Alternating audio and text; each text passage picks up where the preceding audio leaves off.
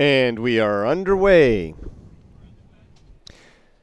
with the semifinals of 2018 U.S. Rowing Club National Championships. Lane 1, which is closest to the camera, Aina Kareen from Westerville.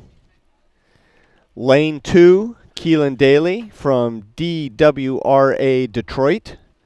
Lane 3 is Audrey Lida from Three Rivers. Lane 4, Jordan Boyne from Oklahoma City High Performance Center. Lane 5 is Madison Zichang from Parati.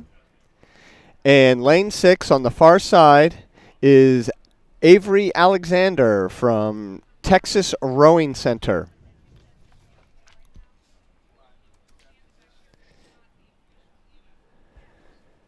So most of the women in this race are 15, 16 years old.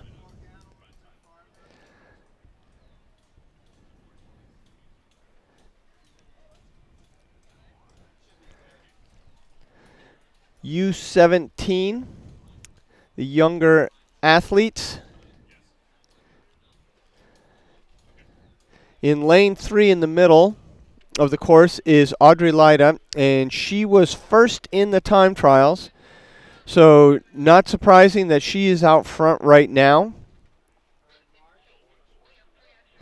Lane 2, who's right behind her, very close behind her, is Keelan Daly, and she's a former competitive Irish dancer. Fantastic. Just completed her freshman year in high school, and she finished second at the Midwest Youth Championships.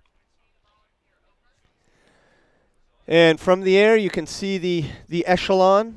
Lane 3, Audrey, who finished first in the time trial, out in front, doing a nice job.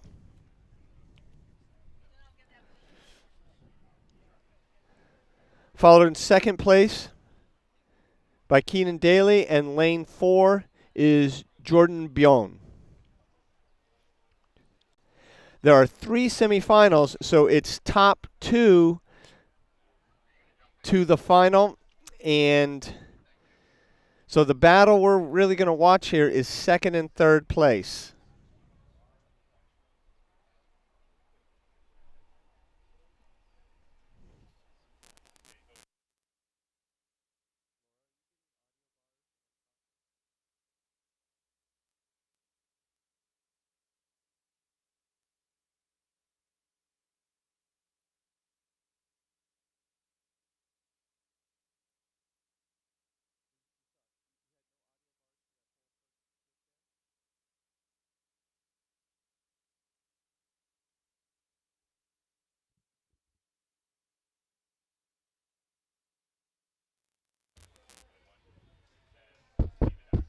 Anything now?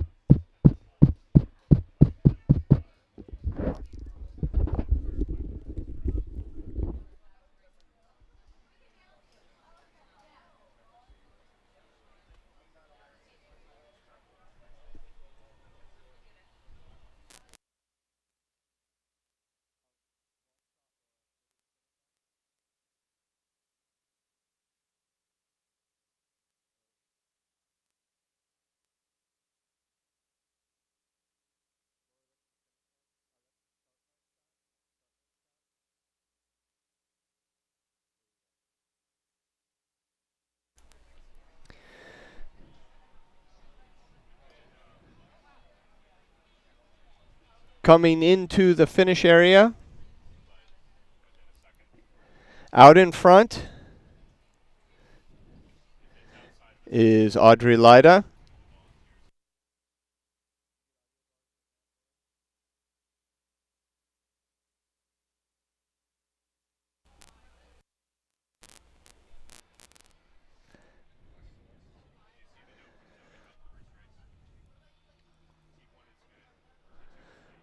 Audrey Lida out in front. Keelan Daly from DWRA Detroit is in second place right now. And again, we're watching that second, third place because it's top 2 to the final. Jordan Boyne from the Oklahoma City High Performance Center is in lane 4, and she appears to be in third place right now.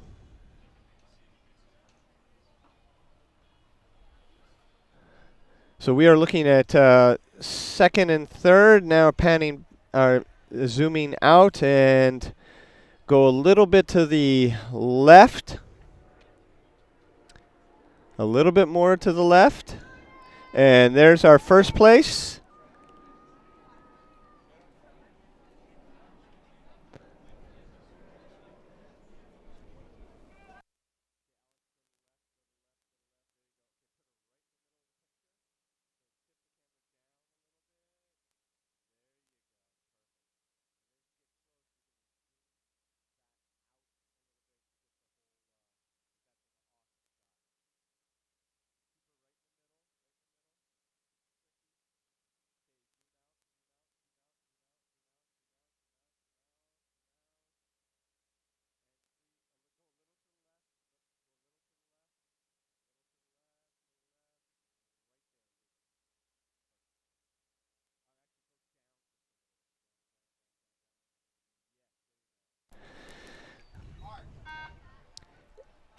So it is Audrey Lida and Keelan Daly into the A final.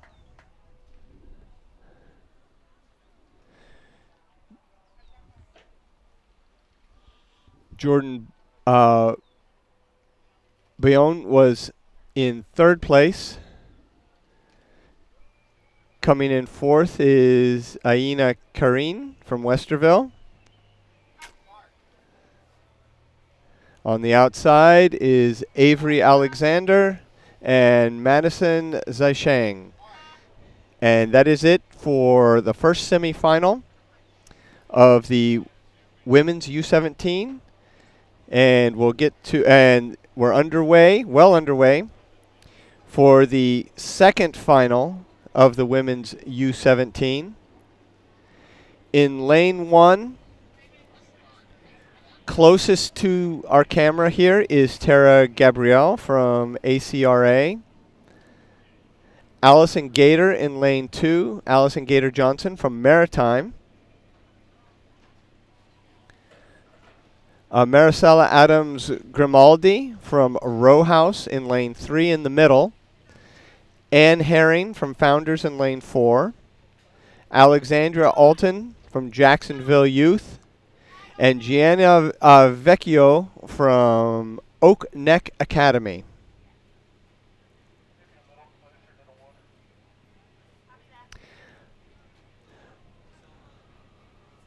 Lane 3, Marcella Adams Grimaldi was second in the time trials.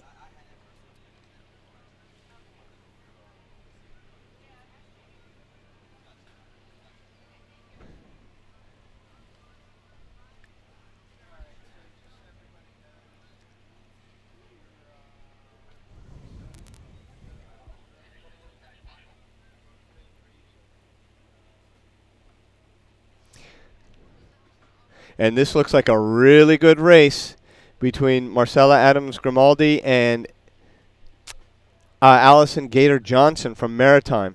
Those two out in front going neck to neck. Again, it's 1 and 2 to the final.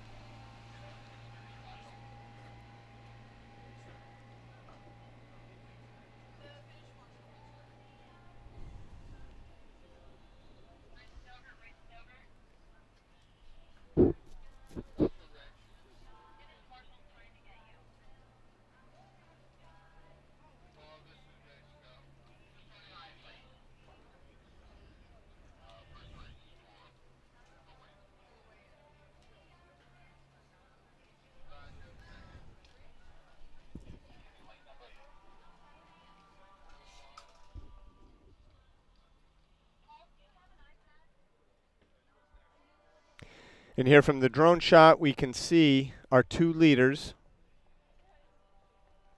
lanes 2 and 3, Allison Gator Johnson and Marcella Adams Grimaldi.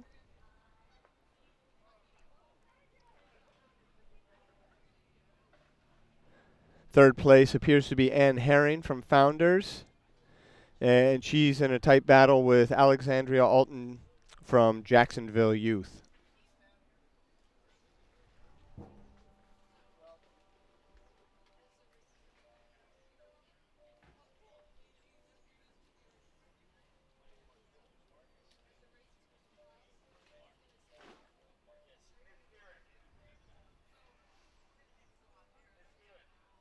And right now,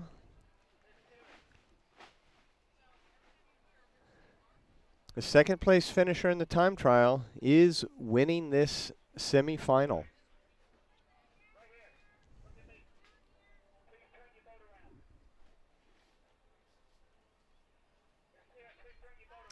Conditions are fantastic here at Cooper River Course. Little bit of breeze on the water, but not much.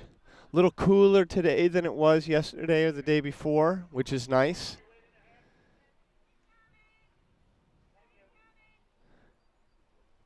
You can see a little bit of ripple on the water, but not enough to make any real difference. It's really a nice day out here.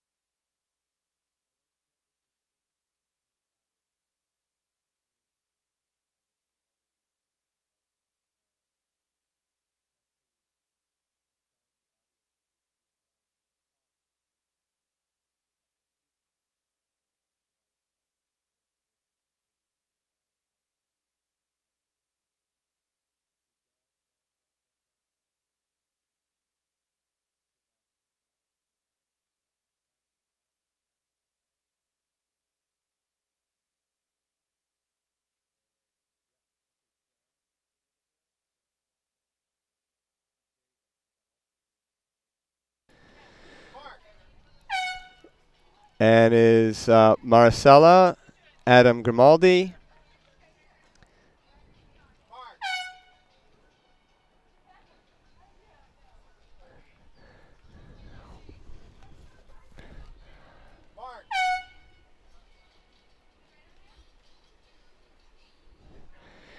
I believe that was Ann Herring across the line for the top two places.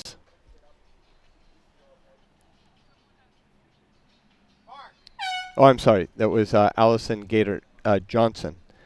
Those two will be moving on to the final.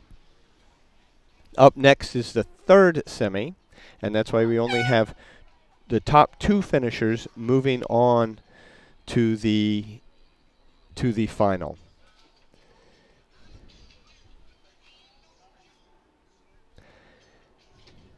And in the third semi, in lane one, closest to the camera here, is Sally Thoden from Texas Rowing Center. Lane two is Laura Tatton from Founders. Lane 3 is Brianna Morley from Y Quad Cities. Haley Mead from the Oklahoma City High Performance Center. Lane 5, Natalie Lorem from Newport Seabase. And in lane 6 is Ayla Lerner from Long Island.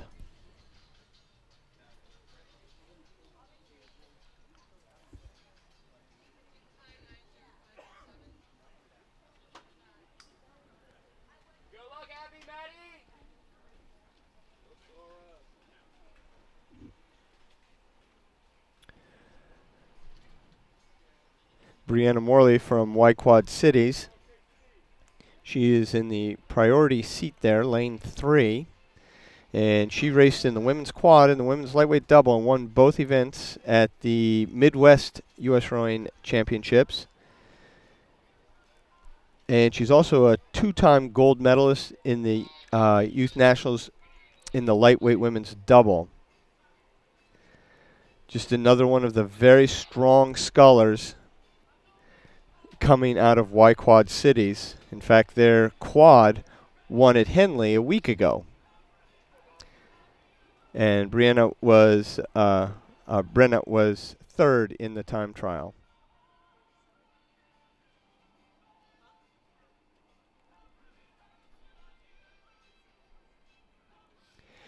And in second place, in lane 4, and you can see it from the drone shot here, is Haley Morley. I'm sorry, Haley Mead. Haley Mead. And she was third in the B final of the women's single at Youth Nationals in 2016. Placed second in the lightweight double at Youth Nationals. And last summer attended the junior national team selection camp. Came in second in the double at the trials. She's 16. And she was fourth place in the time trial. So pretty much we've seen the time trial be a very good indicator of boat speed.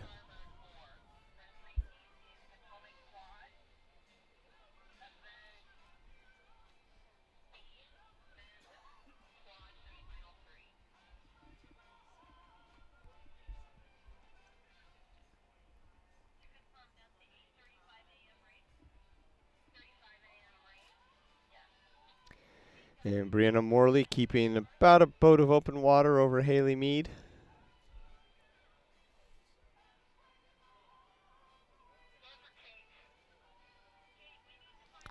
And both these young women are 16 years old.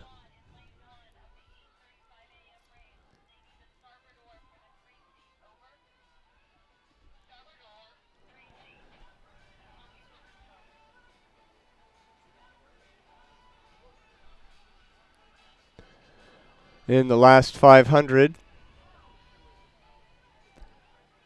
in the red jersey with the diagonal stripe, Y Quad Cities is Brenna Morley.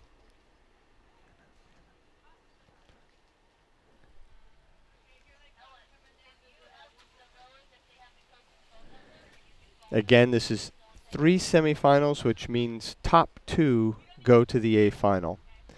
And right now our top 2 are Brenna Morley and Haley Mead.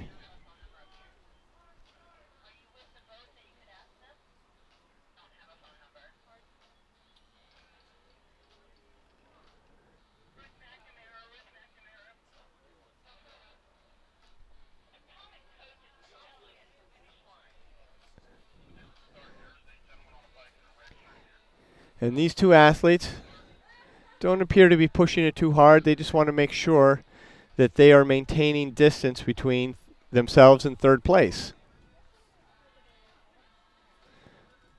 That's all they have to do to progress.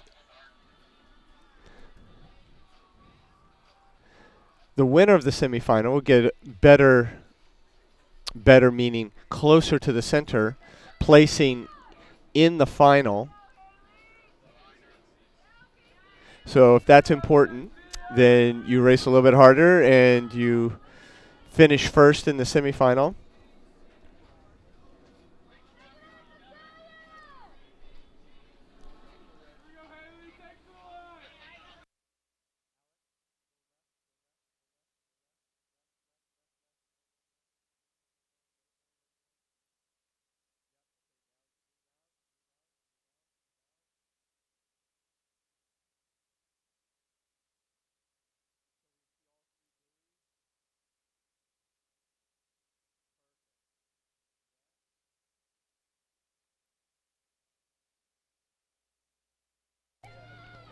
Brenna Morley across the line, and Haley Mead, and those two will be going to the final.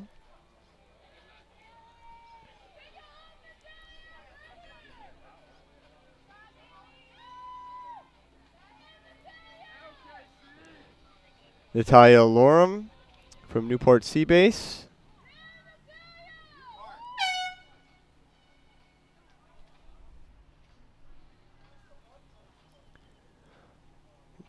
Laura Tatum.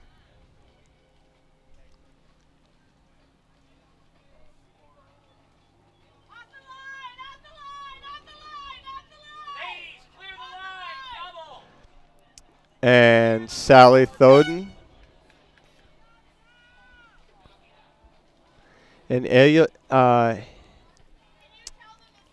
Lerner is 6th place. And we go back up to the men's U19. And there again are 3 semis in this event. So top 2 go to the final.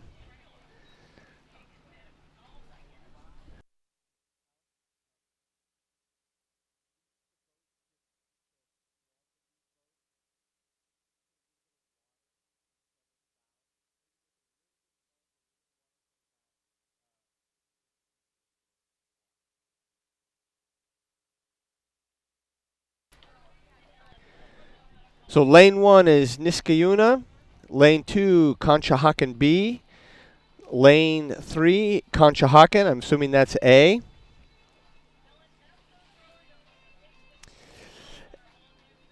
And lane 4, Potomac. Lane 5, Conshohocken C. Lane 6, Potomac C.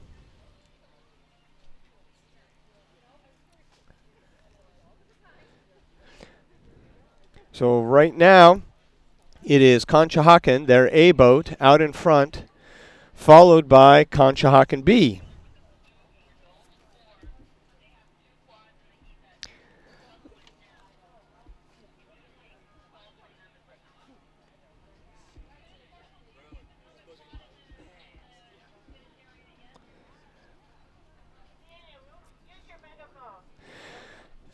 So Conshohocken, just outside of Philadelphia, they run a big summer sculling program.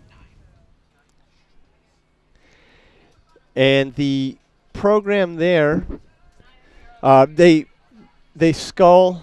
It's Malvern and Haverford row out of that boathouse. In the summer, it's Conshohocken, and they just put these kids out in sculling boat and teach them all summer how to row. And if you're in those schools, then you scull during the school year. And as you can see, have some pretty strong athletes and have a strong coaching staff doing a great job.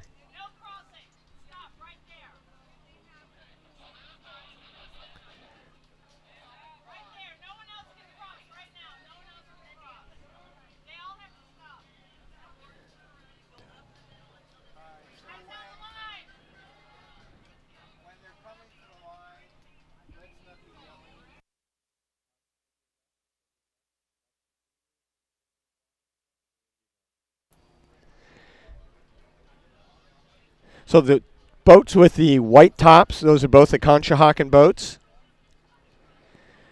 Not being pushed too hard, and they are both just cruising along here.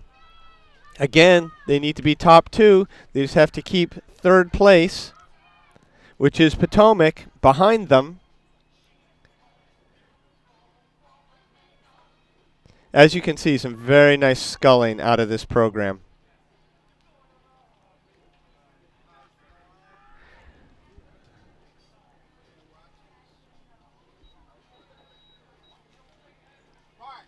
Okay, Conshohocken A across the line. Conshohocken B. So those two will advance to the final. Potomac.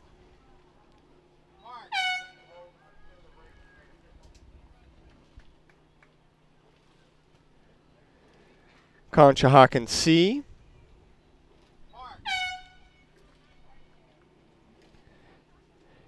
Niskayuna, and Potomac C. So Conshohocken and Conshohocken going on to the grand final. Next event, or next race is semifinal 2. And they should be on the course and just about underway pretty quickly here.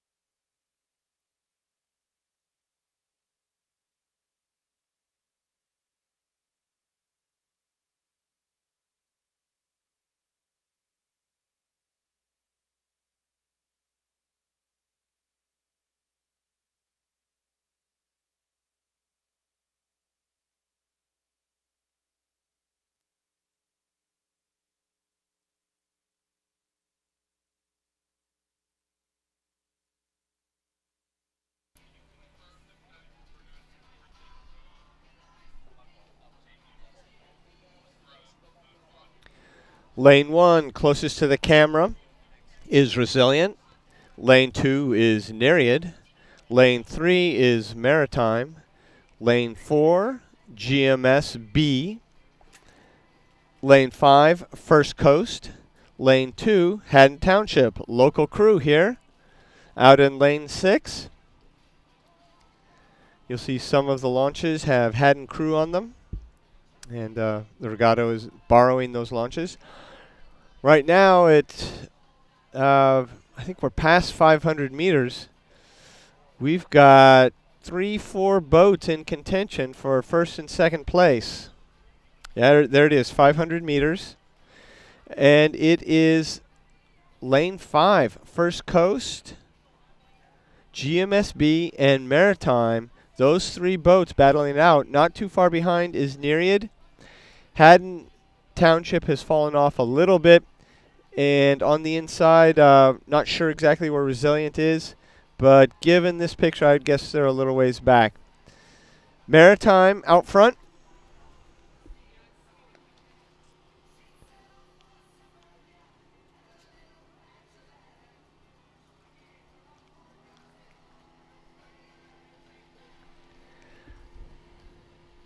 Now it's a battle for second place. GMS and First Coast. GMS-B with a little bit of a lead here, maybe a half a boat. Nereid, again, half a boat down.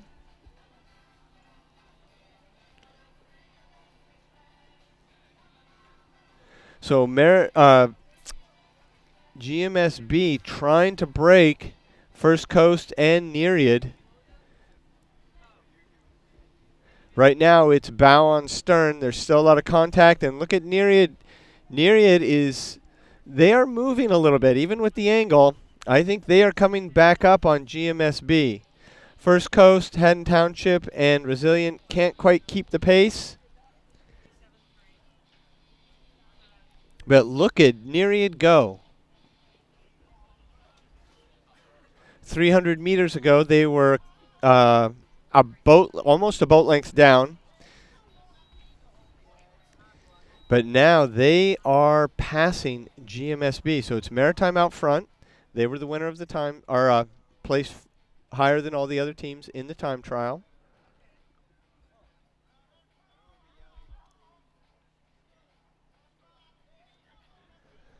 This will give us a better indication of what's going on. You can see Maritime well out in front.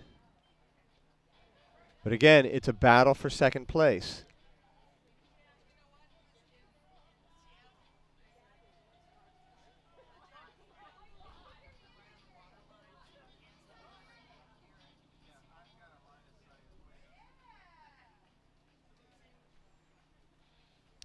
GMSB is the boat closest to us. Nereid is on the outside. So GMSB with maybe a half a boat over Nereid. But that is turning into the battle to watch.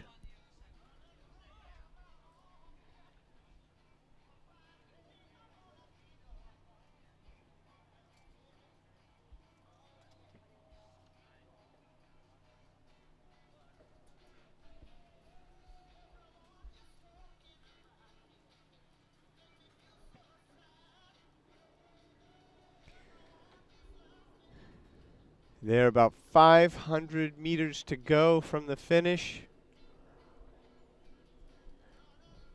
Beautiful conditions this morning, a little bit of a breeze, but not a big deal at all.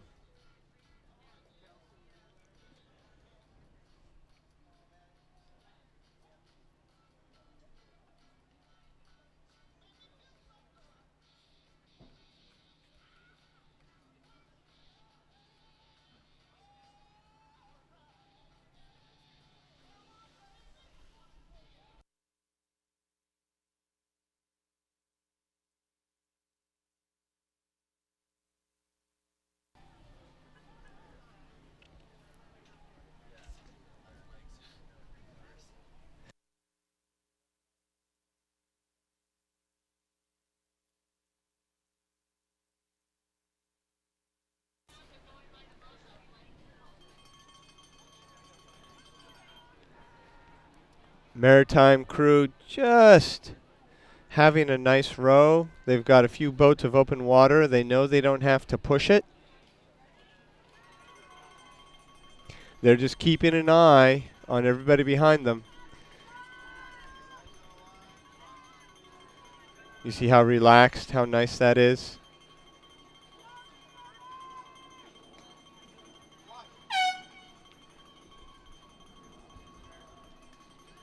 So this is the race we're watching now. It looks like it's going to be GMSB. It certainly is. GMSB coming to the line. Nereid, First Coast.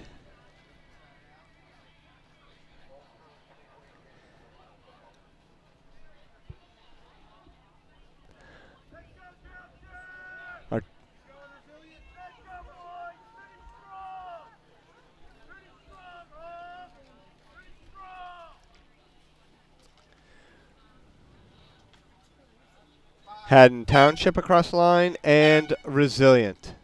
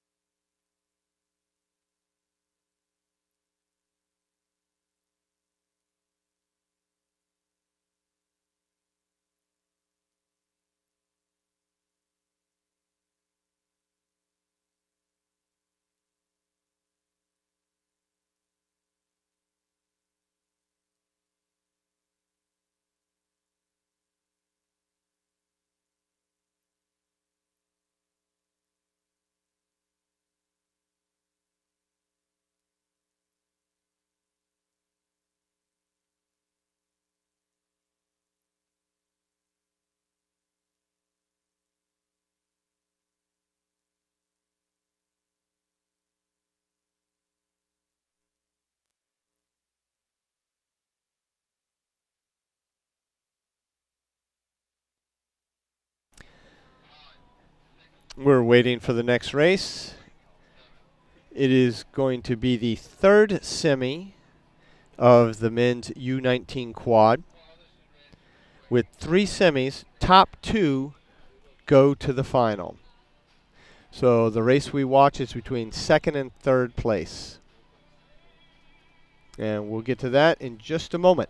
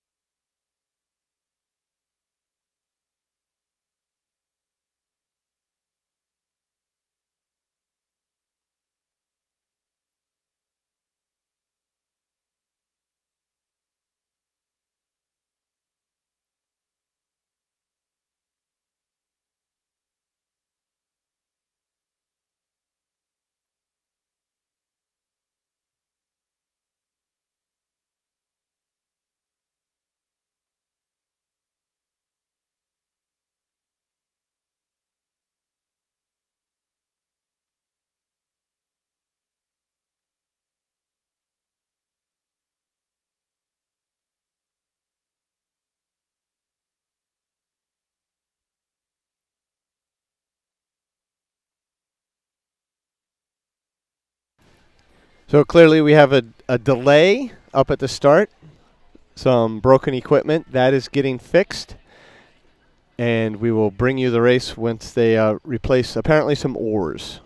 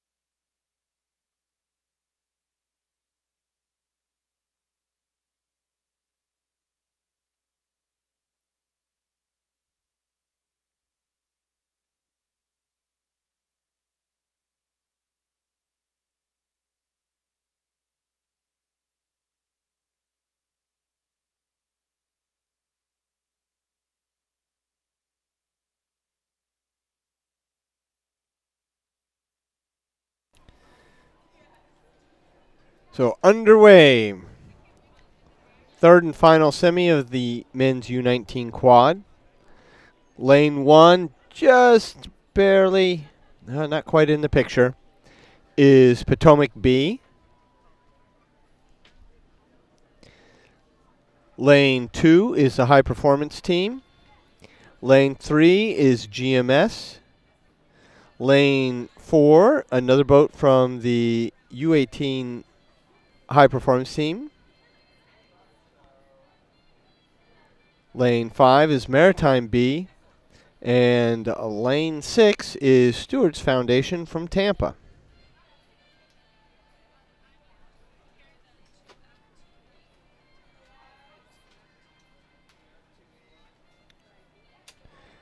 Right now it appears that GMS and Maritime are the two leaders.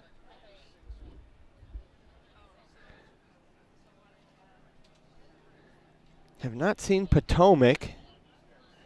Maybe they had the broken equipment. Not sure. GMS and Maritime. GMS finished first, or not first, but the highest of all these boats in the time trial. The Maritime is right behind them. High performance team in the middle.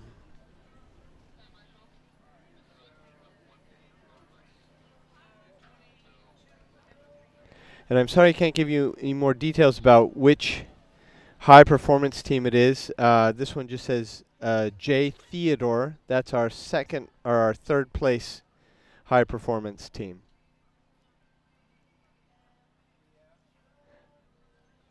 And there we can see everybody. Potomac and the high performance team in Axford. They are trailing GMS out front. High performance team, I think that's their A boat, the J Theodore boat. Looks like they're coming up on even terms with Maritime B.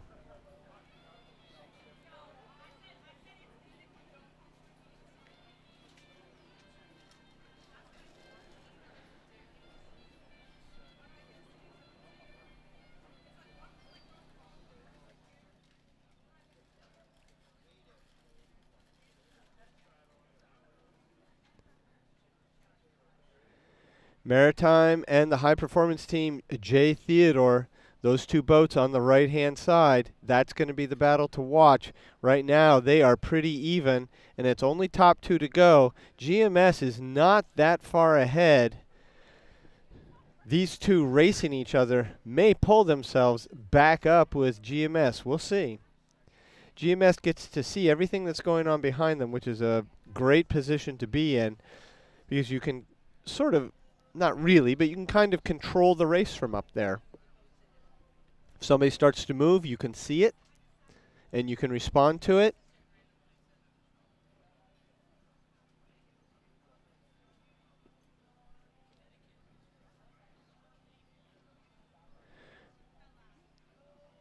I think the high performance team, J Theodore, has come back on Maritime, and it is now GMS and HP team, the high performance team, in second place. Maritime falling off a little bit.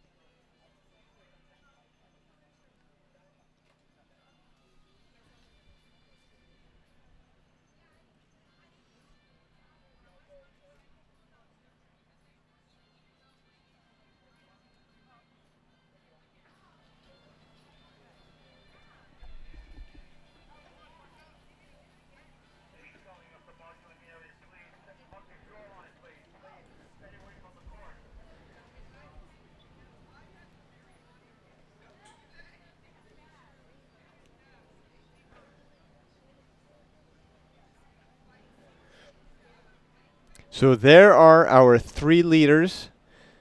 On the right-hand side is GMS. In the dark tops is the high-performance team, J Theodore. And on the outside is Maritime. Maritime had a strong start, but they just could not hold the speed that GMS and the U18 HP team are able to do.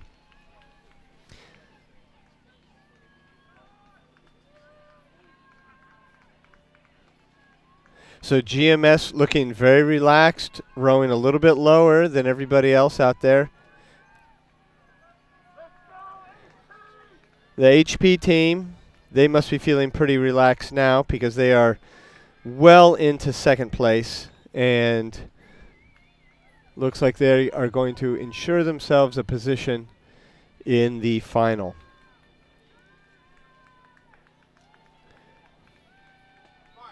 GMS across. The HP high performance team, or high performance team, U18. Maritime.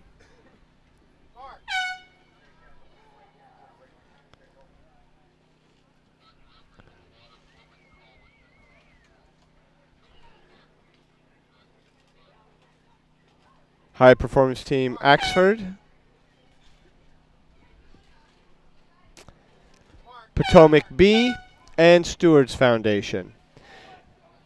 Next up is the U19 doubles, the women's U19 doubles, semi 1. And again, there are 3 semis in this event.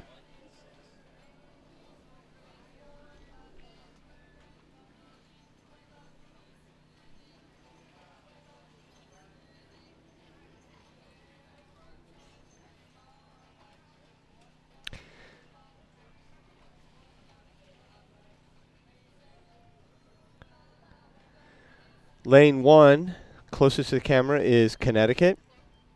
Lane 2 is the U18 high performance team. Lane 3, Oklahoma City HP Center, and that double just competed at the World Championship trials last week up in Princeton, New Jersey. Lane 4 is Resilient. Lane 5 is CRI, Community Rowing, out of Boston, actually Newton. And then Litchfield Hills in lane 6. And it is Gildersleeve and Howe from the Oklahoma City High Performance Center well out in front.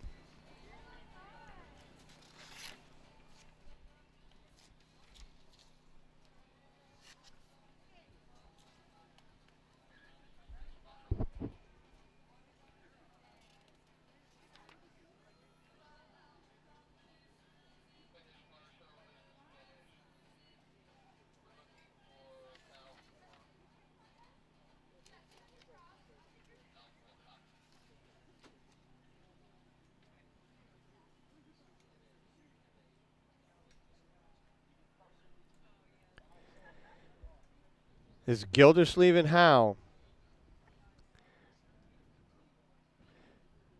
leaving it no doubt as to who is rowing the fastest U19 double in this semifinal one. But again, top two go. So lane two right now, Bricker and Mora are in second place. And then we have three boats across for third place.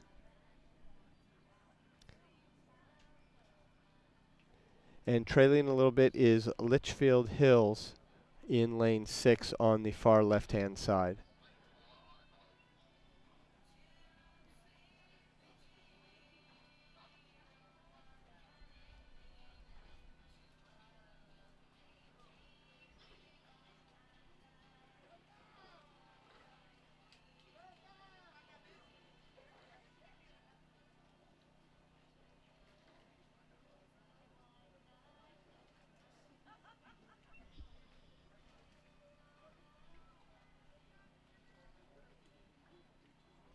Through the 500-meter mark, Gildersleeve and Howe with many boat lengths of open water.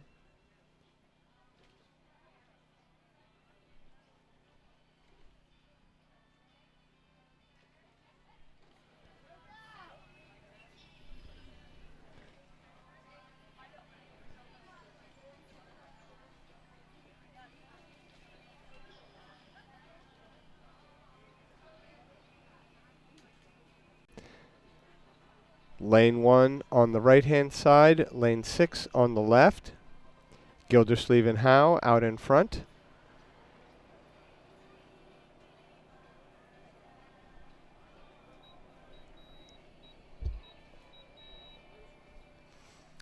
Those two just out for a nice row.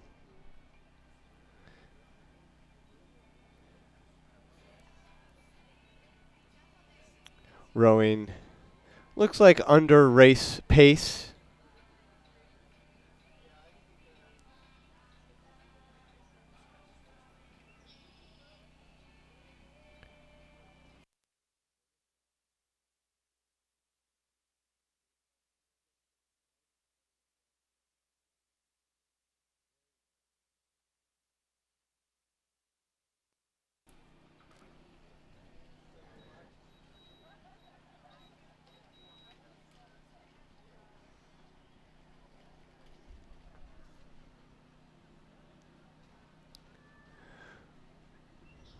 Rowing under race pace.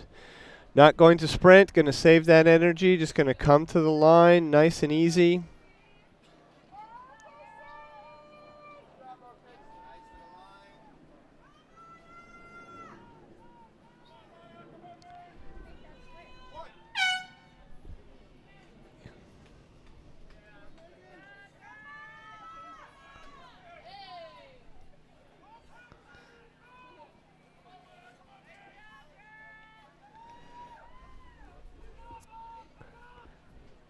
Second place is Bricker and Mora, U18 high performance team. So those two boats will be going on to the final.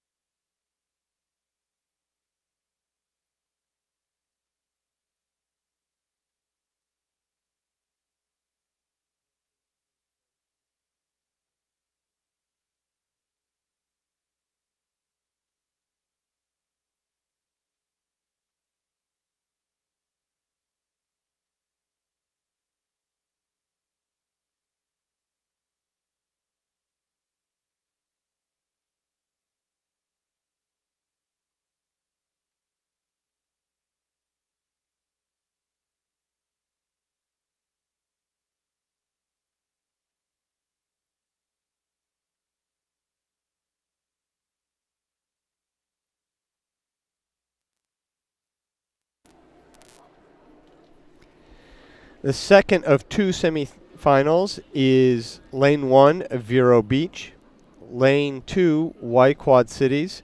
Lane 3, South Jersey. Lane 4, DWRA Detroit. Lane 5, Stewards Foundation. And Lane 6, Sora.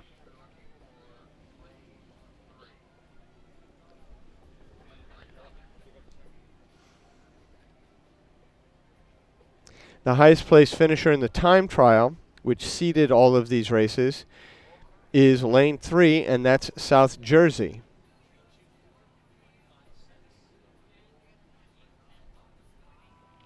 And it looks like Lane 2, Y Quad Cities, and South Jersey are out in the lead. Again, top two to the final. Lane 4, DWRA Detroit, is in third place. And between Vero Beach, Stewards Foundation, and Sora, I can't tell right now. Sora may be in fourth, and Vero Beach in fifth.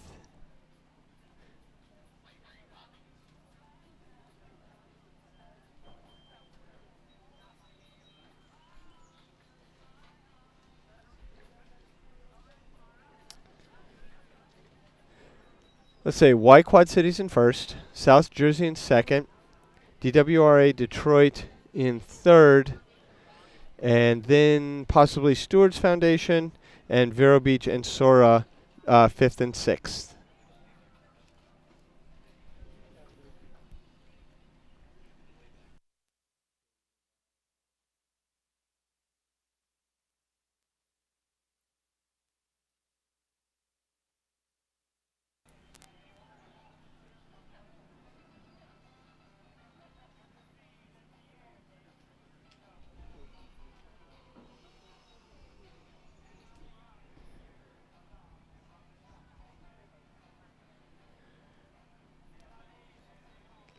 Y Quad Cities on the right-hand side, the red tops and the diagonal stripe. South Jersey right next to them. And then DWRA a little bit to the left. Those are our three leaders. Two of those three will go on to the final.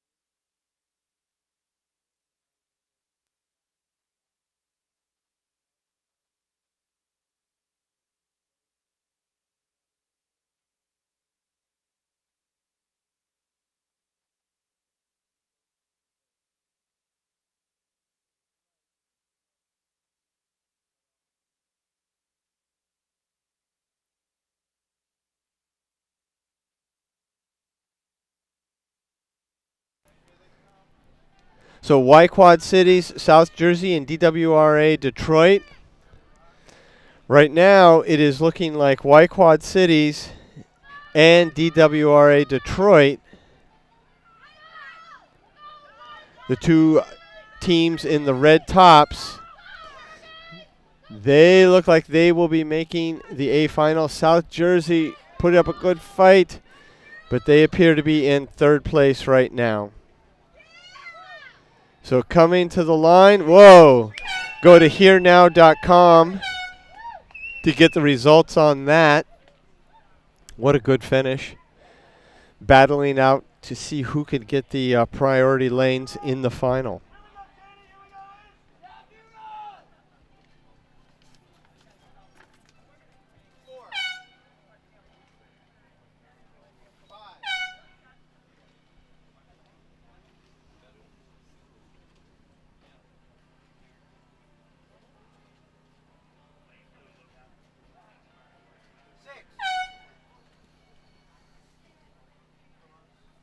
Up next is the third semi for this event.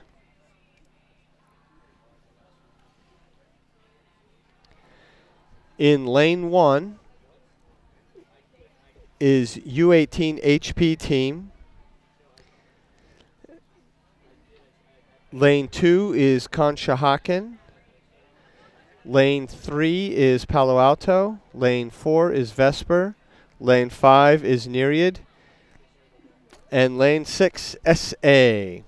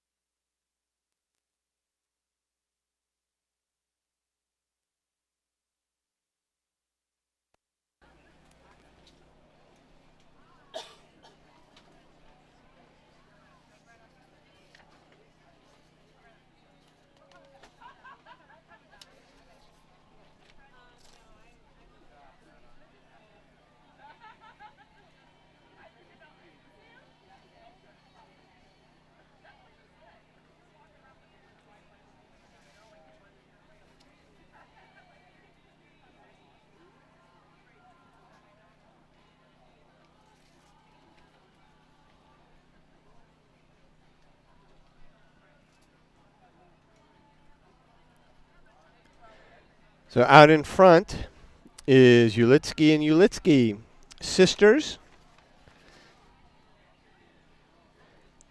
Ellen and Irene. They're both 17 years old, and they raced in the double together at Youth Nationals and the World Championship Trials last week. Both girls are attending selection camp. So they were third in the time trial and are kicking it pretty good here.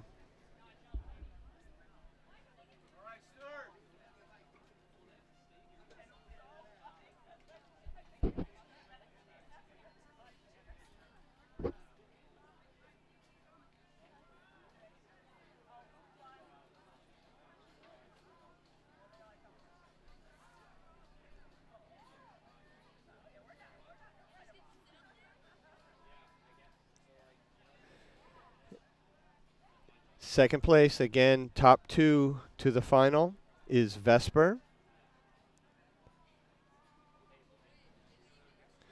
That's Savastano and Lee.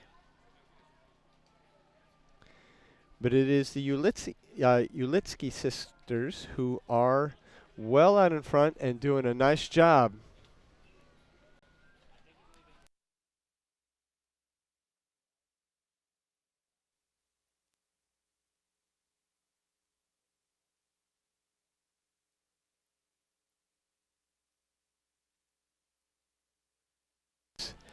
So right there is first and second place.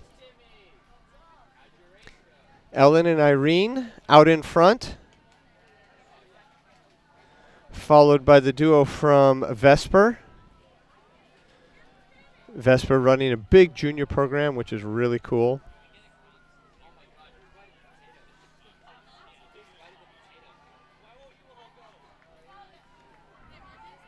So the twin sisters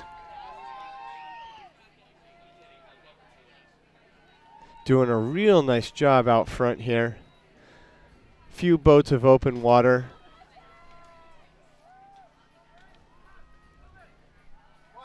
And across the line,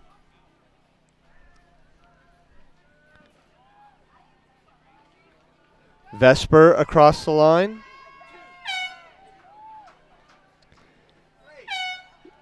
High performance camp.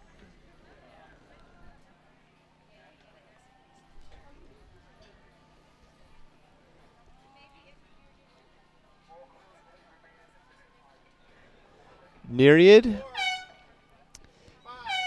and SA and Conshohocken.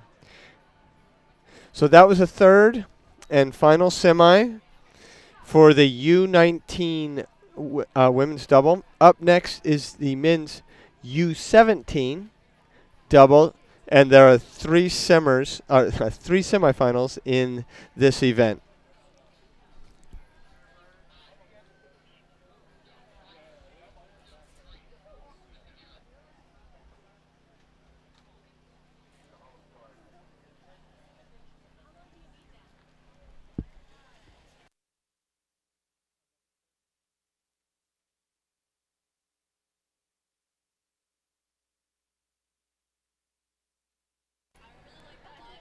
So in the first semi, lane one, closest to the camera, is Litchfield Hills, doing a nice job from lane one. Lane two is Saratoga. Lane three, Niskayuna, also doing a nice job out there. Lane four is Oak Neck Academy. Lane five is Stewart's Foundation. Those three are our leaders right now, with about a half a boat between them. And then lane six is Texas Rowing Center.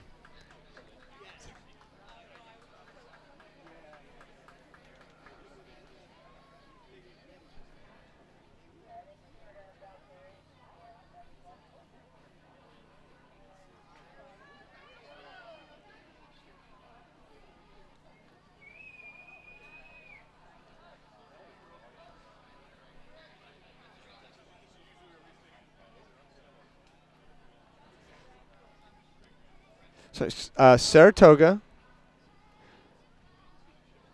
Oak Neck, and Stewart's seem to be out front. Little hard to tell.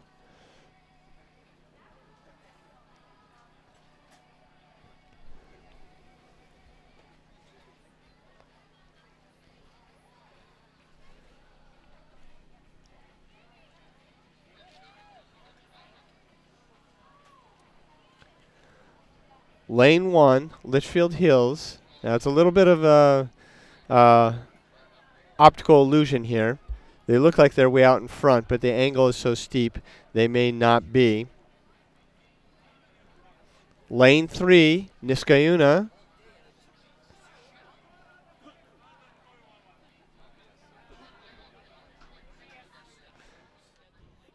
And here's the shot we were looking for. Lane one, Litchfield Hills, and lane three, Niskayuna. Those two are our leaders right now. In between them is Saratoga, Open Water Down,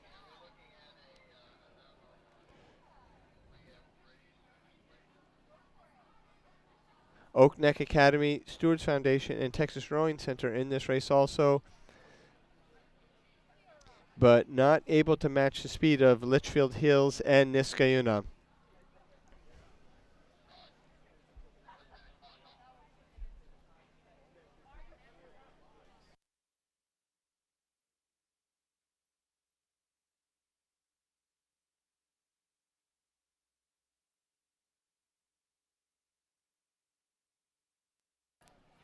And that was a quick shot of the Texas Rowing Center in lane six.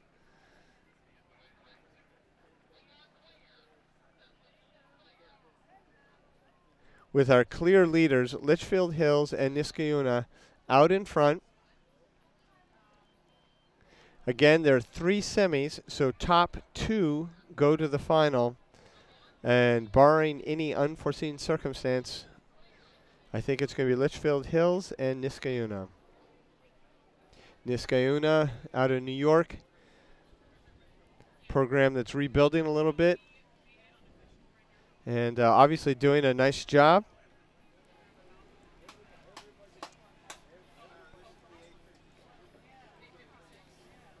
Niskayuna in the red top on the left-hand side of the picture. Litchfield Hills on the complete right-hand side of the picture. Those two boats are our leaders.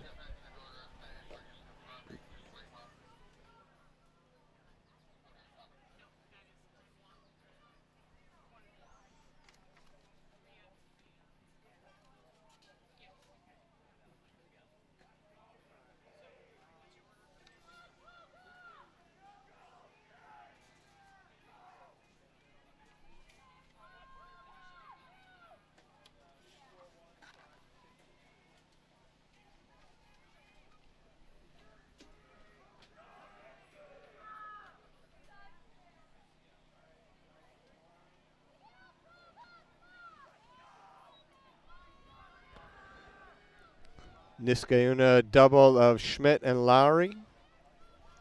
Doing a nice job.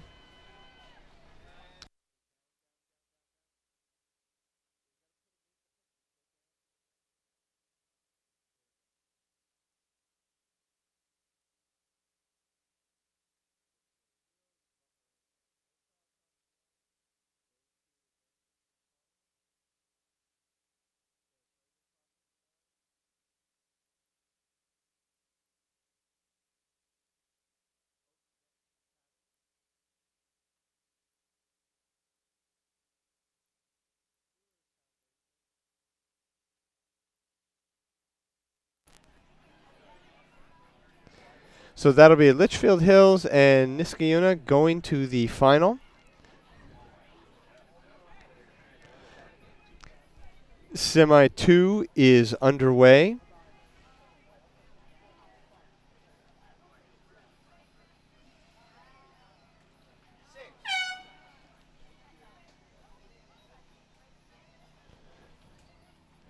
Lane 1 is Detroit. Oldest boat club, oldest boat house in America. Lane 2 is Vesper. Lane 3 is Parati. Lane 4, Pioneer Valley Riverfront Club. Lane 5, GMS. Lane 6, Pittsburgh.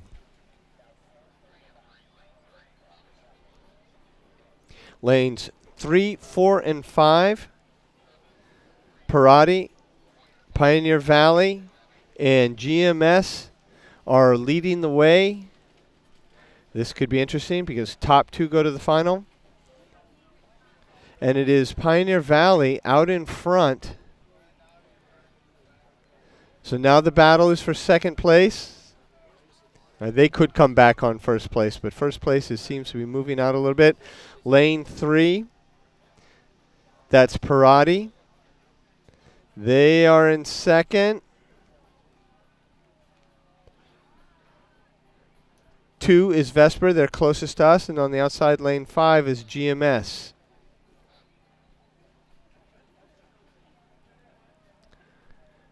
So Parati and Pioneer Valley, those two out in front.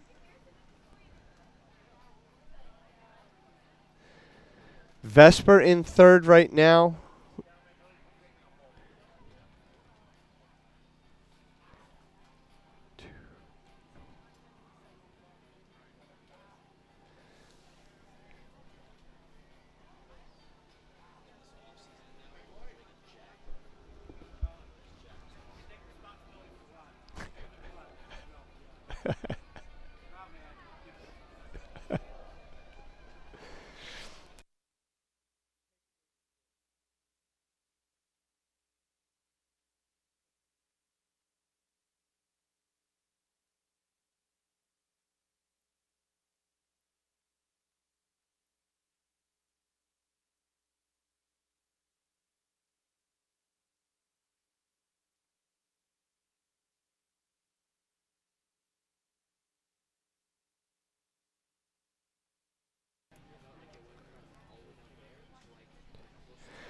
Moving through the 1,000-meter mark, it's Parati and Pioneer Valley.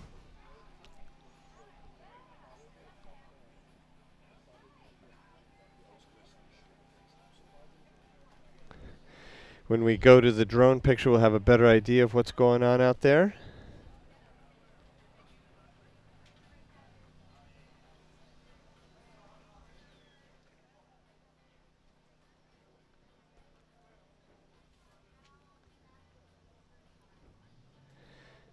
It is Parati and Pioneer Valley, those two out front.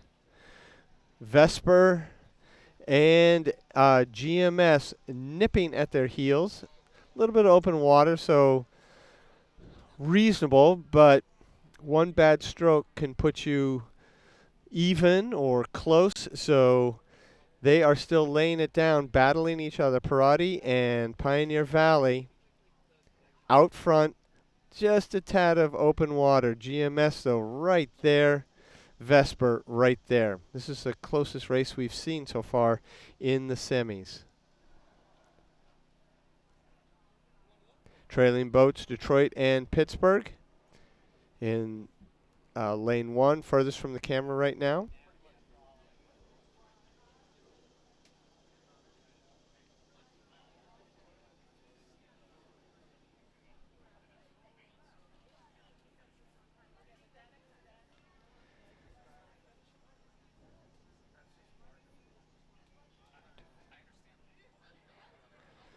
Parati now going for that lane placement and out in front with less than 500 meters to go, about 300 meters to go.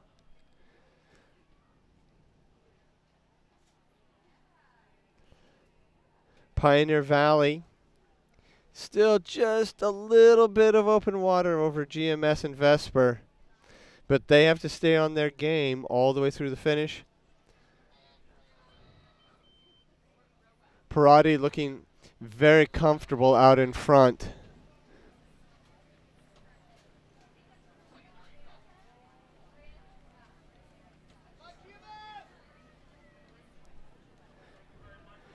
There you can see 1, 2, 3. GMS on the outside, on the left-hand side in the aqua tops, trying to come up on Pioneer Valley. The red tops of Parati out front. They're just watching that battle behind them. And they are going to sprint. There they go. Just to make sure they get into the final and get good lane placement. So there goes Parati.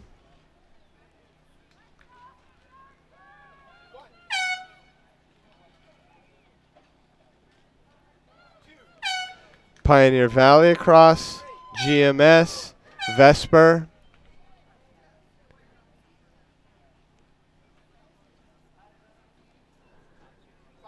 Detroit and Pittsburgh will round out the field.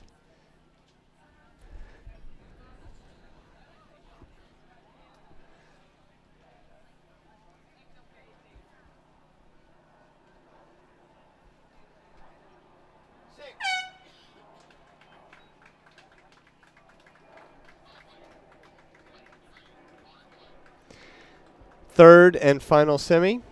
Top 2 go to the final. Lane 1, closest to the camera, is Miami. Lane 2, Utah.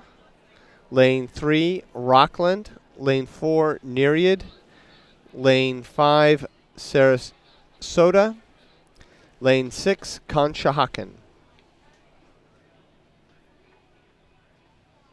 They're just through the 500-meter mark.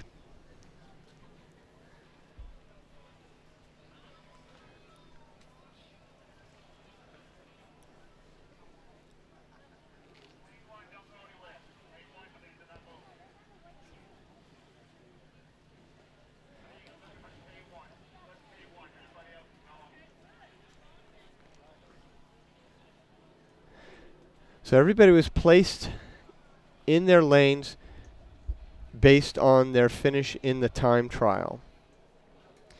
So lanes 3 and 4 being the priority lanes. Lane 3, Rockland here, finished higher than everybody else in this heat, or in this semi, in the time trial.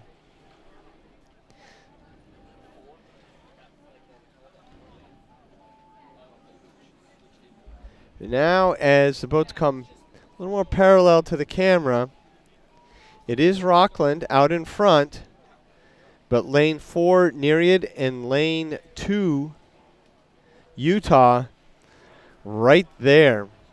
When we go to the drone shot, we'll get a little better perspective. But Rockland, about a half a boat up on Nereid and Utah. Utah battling it out.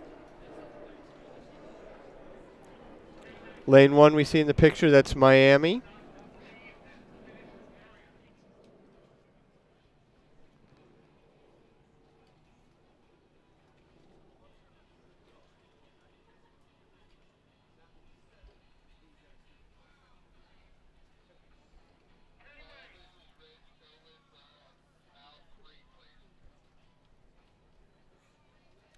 Rockland out front with Utah and Nereid battling for second place. Give it to Utah right now. But, well, nope. Wow, that could be a good race all the way down as they go through the 1,000-meter mark. Rockland out front, looking left and right to see what the other boats are doing, but Nereid and Utah look to be pretty level as they go through the 1,000. There we can see Miami at the top of the screen, Conshohocken at the bottom, and Sarasota second from the bottom.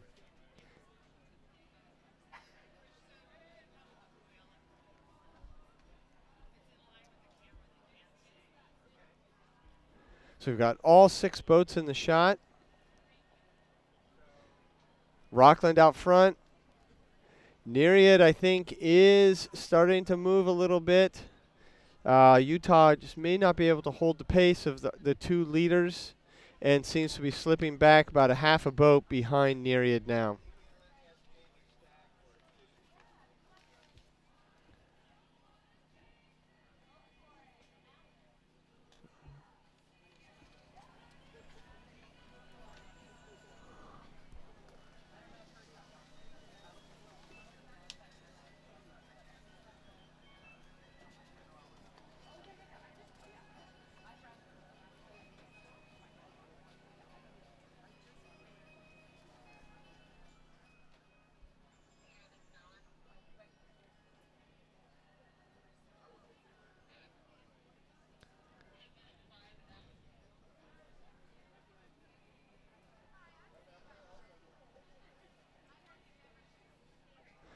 Rockland barely a boat length over Nereid. Nereid a little bit of open water over Utah.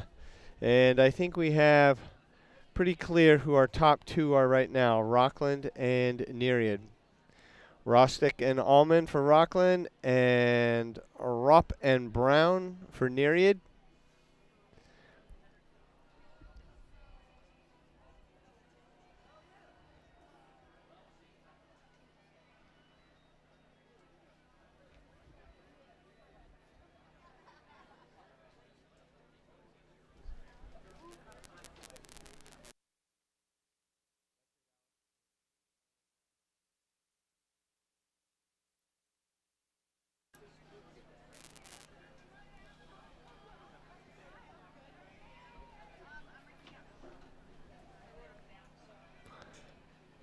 In the white is Rockland. In the dark green is Nereid. On the outside there in the white is Conshohocken, and they're a little ways back.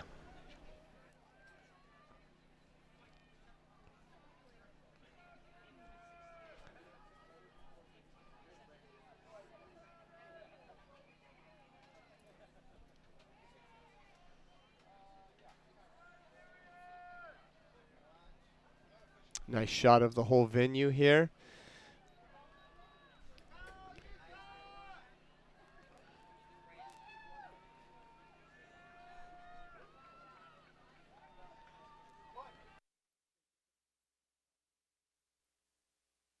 Nereid across second.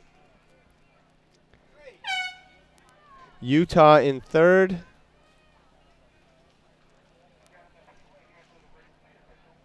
It's Conshohocken on the outside. Sarasota and Miami coming across the line. Next up is the women's U19 eights.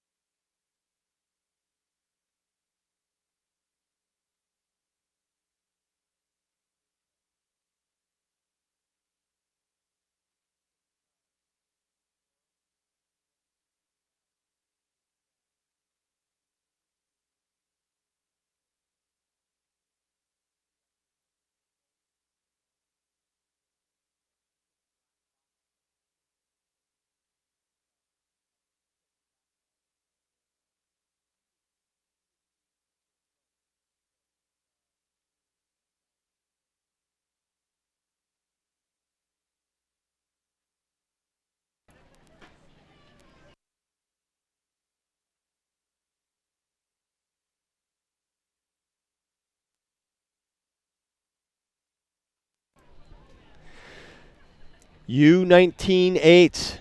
There are two semifinals. Lane 1, TBC Racing. Lane 2, Ready Set Row. Lane 3, Row West Rowing Camp.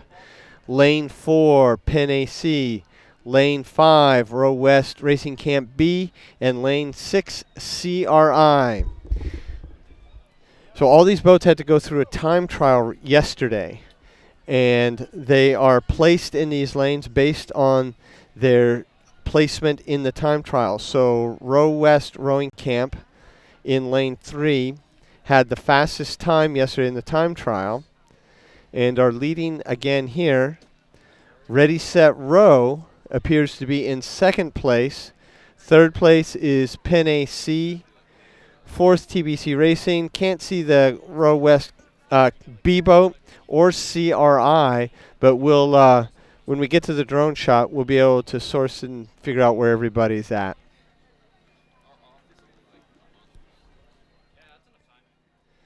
So from the drone, we've got Row West Racing Camp by about a boat length ahead of Penn AC and Ready Set Row.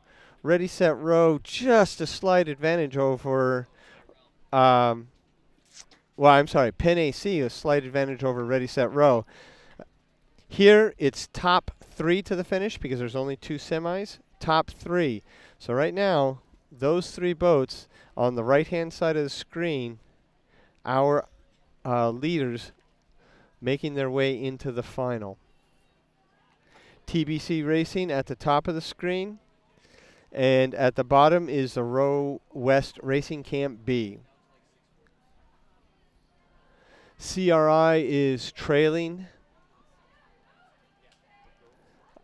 A little bit of open water behind the Row West Racing Camp B boat. But there are our 3 leaders. Great shot from overhead.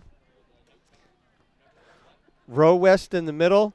Penn AC coming up. They've been gaining a little bit through this third 500. They are now about 3/4 of a boat length down. Looking back, that's on the bottom of the screen is the Row West Camp B boat, and CRI is a few boats of open water behind.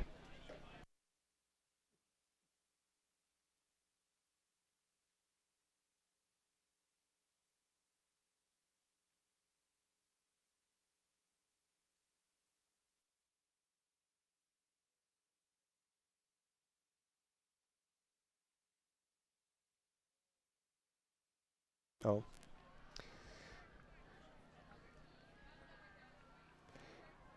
In the middle at the head of the echelon is Row West Racing Camp. Penn AC in second. There we go. Nice shot. From the finish line, it's a Row West Camp, Racing Camp, Penn AC. They are first and second right now. Ready, Set, Row will be coming into view in just a little bit. They're in third. Top 3 go to the final. And across the line, Row West Racing Camp, Penn AC. Ready, Set, Row in the flaming unis. Those are awesome. TBC. I'm sorry. Row West B, TBC.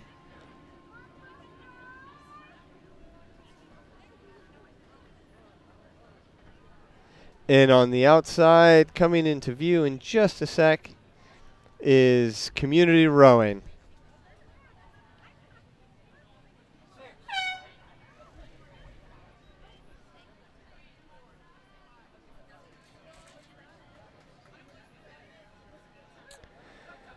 Second and final semi.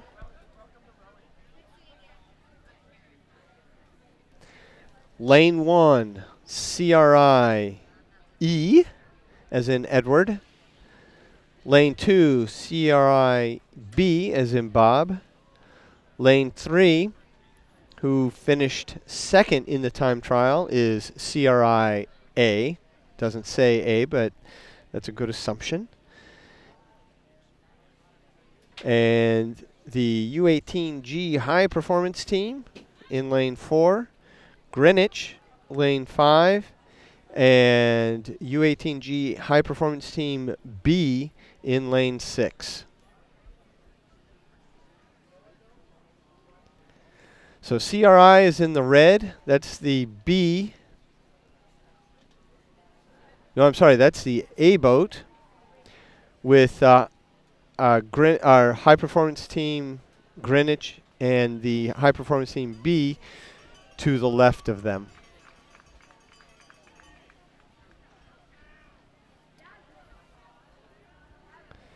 So it looks like we've got a pretty good battle in the first 500 here with CRI and the high performance Greenwich trailing a little bit and the B high performance team trailing a little bit behind that.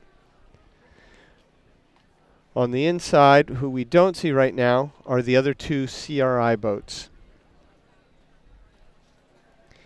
But the fastest of the CRI boats, is in the middle there, in the red, with the high performance team on their outside. 3 boats into the A final.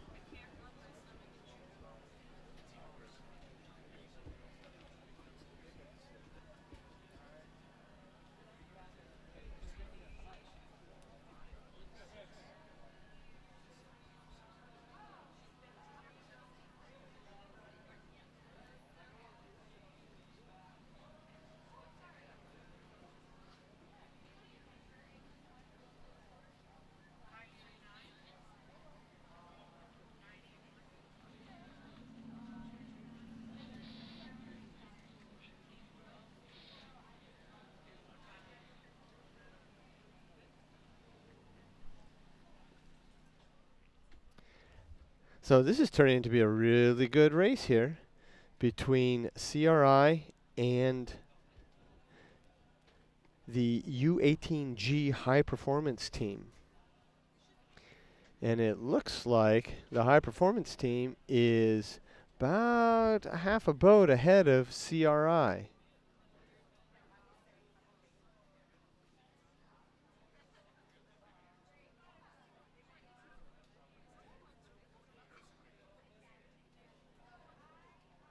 It also looks like the CRI boat that was supposed to be in lane 1, which is on the far right, is a no-show.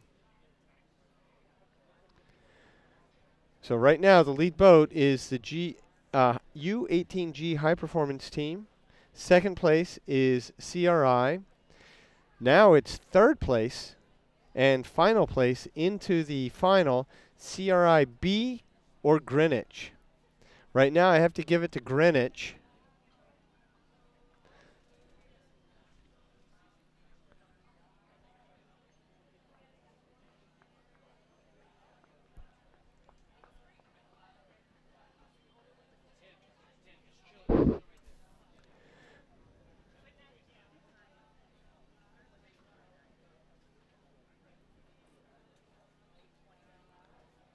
A U18G high performance team now about a boat length over CRI.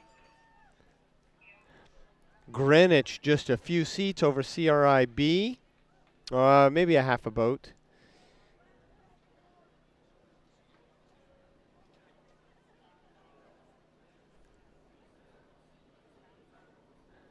They have about 750 meters to go.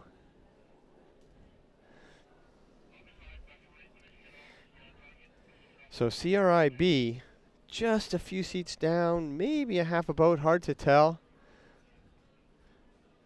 Coxon trying to figure out what can we do to get ourselves up into third place.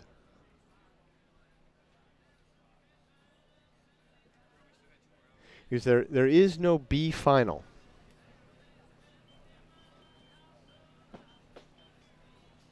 Yesterday they did a time trial. Today they do the semi.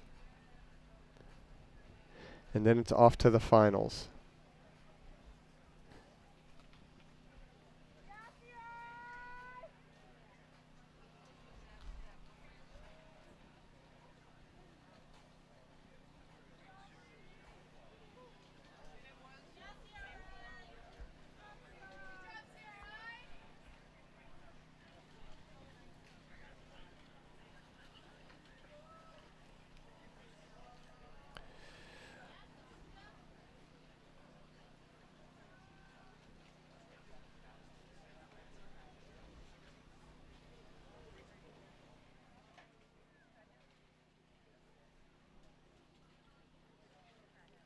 High performance team, about a boat length over CRI. And then CRIB and Greenwich. That is the battle. Two boats are in the lead or comfortably out in front. They still look like they're pushing it, though. The high performance team here in the shot, they look like they are at race rating. They're not taking this for granted. They're going to put it down. CRI coming up a little bit, trying to work into that lead that the high performance team has, but they'll be about a boat length apart.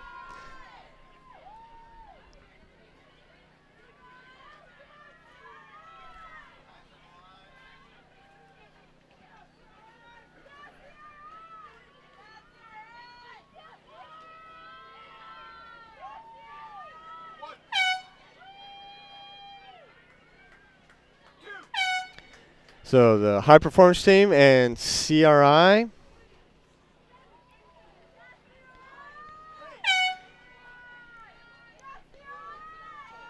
That's Greenwich and CRIB.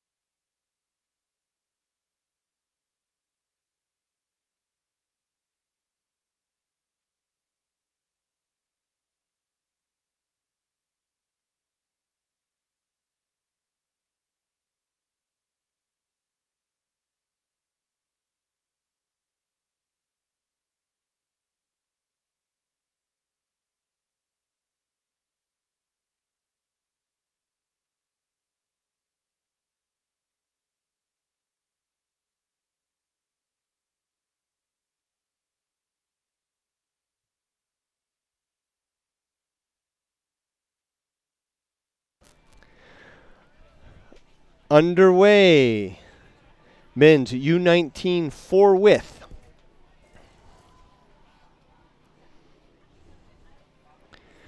Lane 1, closest to the camera, CRIB. Lane 2, Maritime. Lane 3, Greenwich.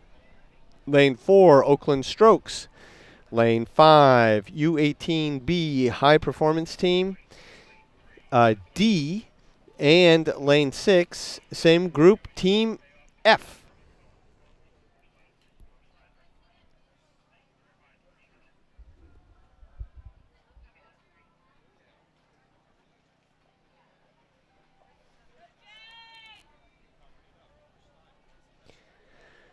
Another beautiful drone shot. The Philly skyline in the background there. Camden County Boathouse in the background.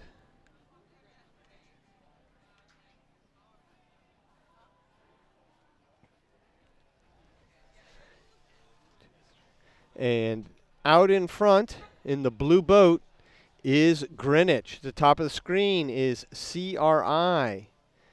And then we have a great battle going on between Oakland Strokes and Maritime. There are 3 semifinals in this event, so top 2 go to the final.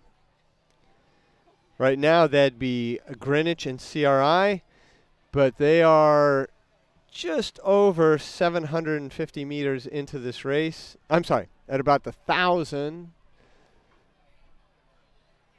past the 1,000.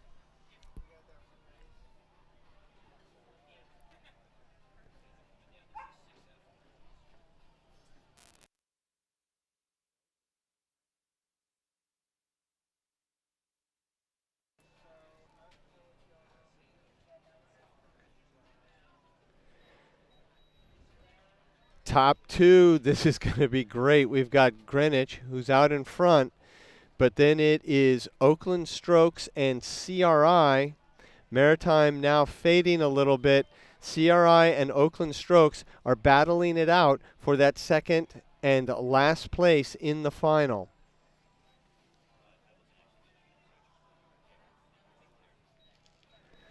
Fourth place, Maritime. Fifth, U18 High Performance Team D. And we can't see the F team, so I'm guessing they are trailing there. CRI and Oakland Strokes. CRI from Boston, Oakland from Oakland.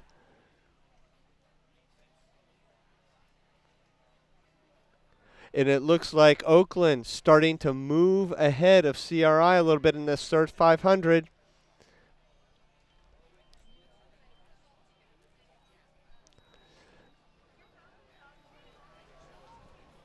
Oakland, a very strong program out of the West Coast.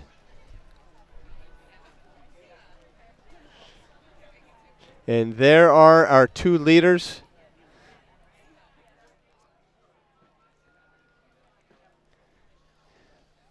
Drone sitting at about 400 meters to go.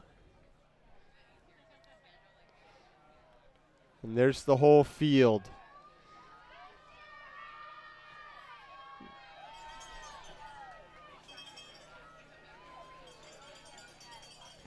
Greenwich out front. Oakland Strokes right with them. Those 2 coming to the line, looking like first and second. CRI fell off the pace a little bit.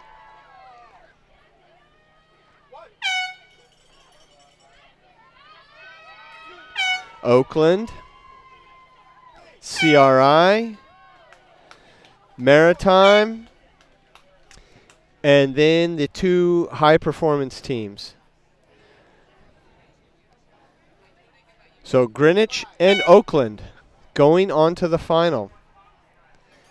Semifinal 2.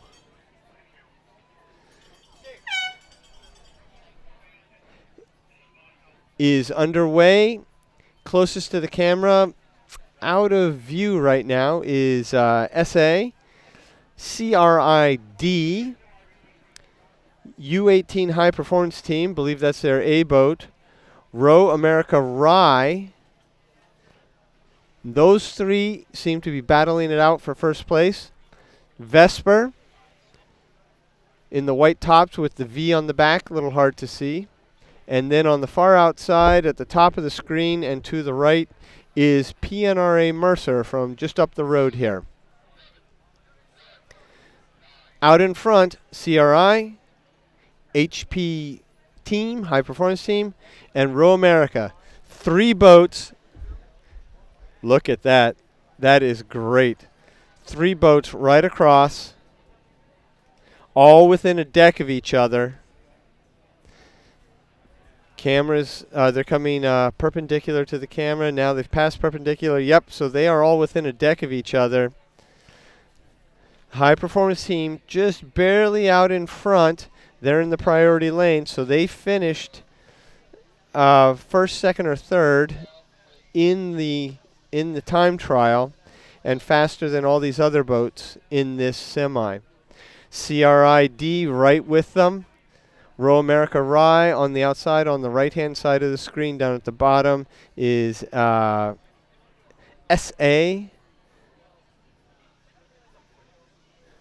Vesper and PNRA Mercer are trailing back a little bit.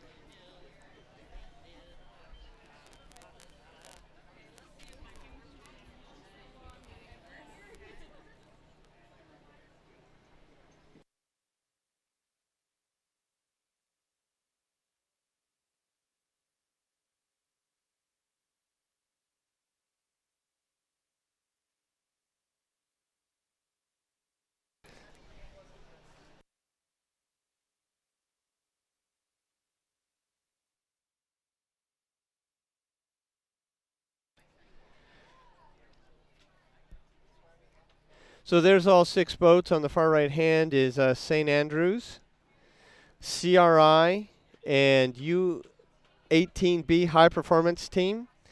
Those 3 with Row America Rye, the High Performance Team, and CRID. Those 3, this is a great race. Because even though the High Performance Team is out in front right now, they're not out in front by that much. A bobble, a little digger, a crab, blade gets stuck in the water, all of a sudden they're in third place. And it's top 2. There are 3 semis, so 2 out of this race advance to the final. CRID and Row America Rye, that's the battle. Row America Rye right now looks to have a slight advantage over CRI, but that's going to be the dogfight. 500 meters to go. You can see the orange buoy on the top of the screen. All 3 boats less than 500 meters to go. For CRID and Row America, it's going to be who has a sprint. Who can take it up and make it happen?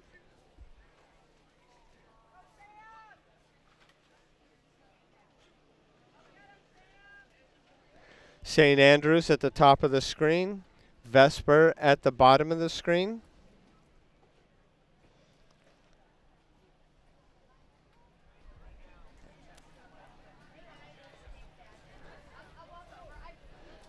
So from the finish camera, about 300 meters away,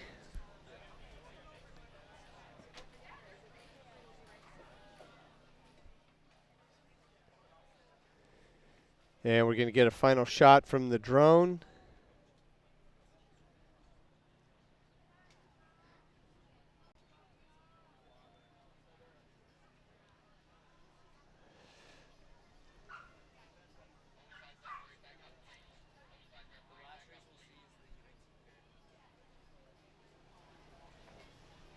So there's the high performance team. They are out front.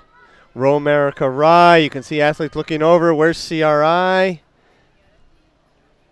And right now it looks like CRI is actually going to take the second place.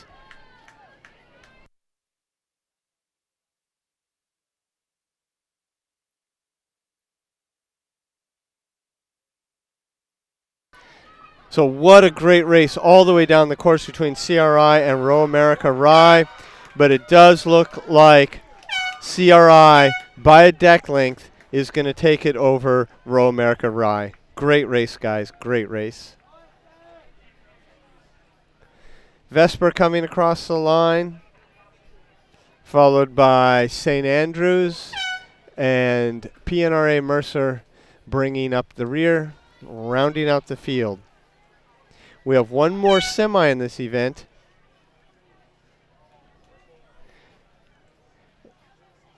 And we'll get to them in just a second. PNRA Mercer still coming to the line.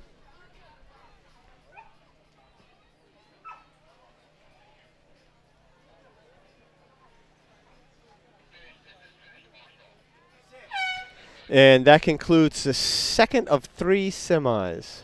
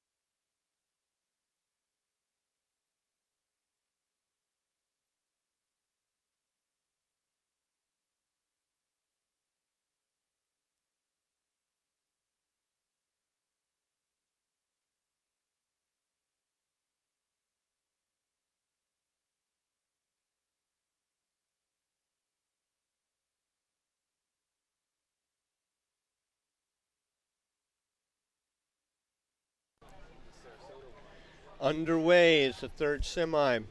Lane 1, closest to the camera, a little out of view, is the U18B high performance team, boat C. Lane 2 is South Jersey.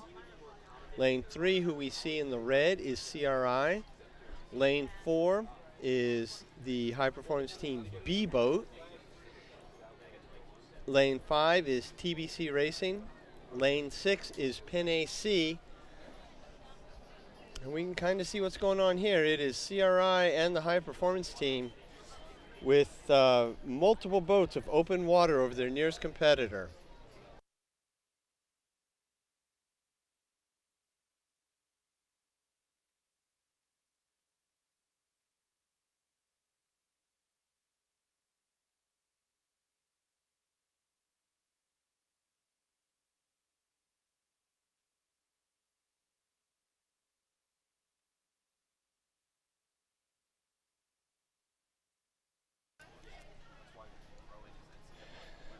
This shot is from the top of the Camden County Boathouse. Beautiful building.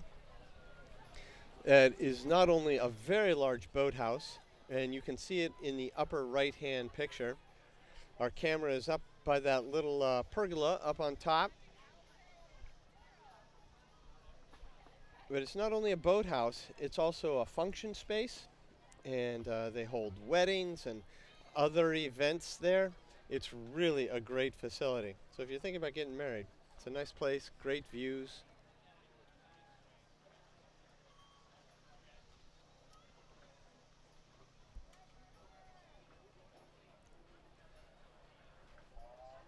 And we're flying our drone out of the Cooper River Yacht Club, and thanks to them for letting us fly out of there.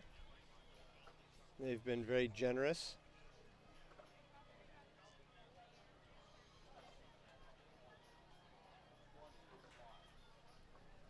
CRI just a little bit ahead of the high performance team.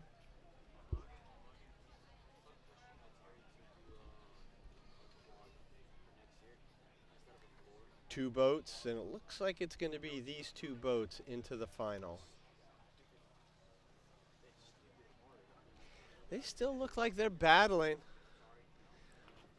500 meters into the or 500 meters to go, and they are still pushing hard, these two boats. Seems like they are battling for lane position in the final. Here are our trailing crews, all four of them.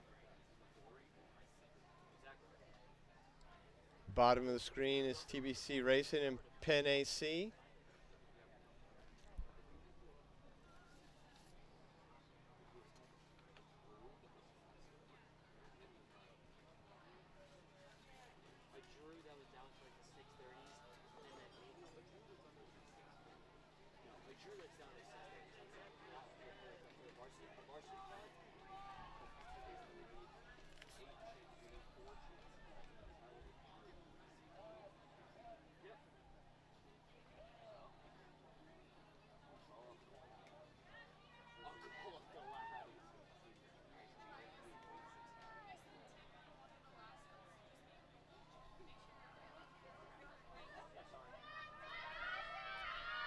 And switching to the Finnish camera, CRI out of Boston, actually Newton.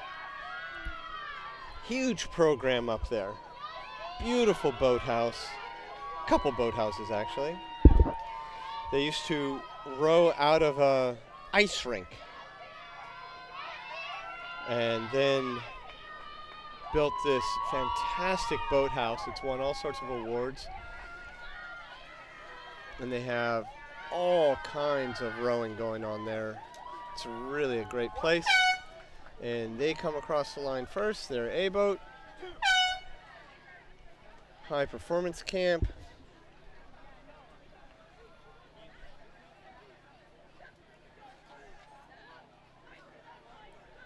TBC out of Washington, D.C.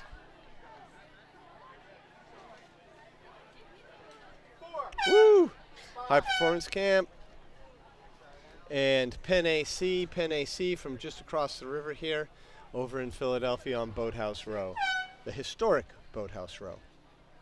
And South Jersey, who row on this body of water, rounding out the field.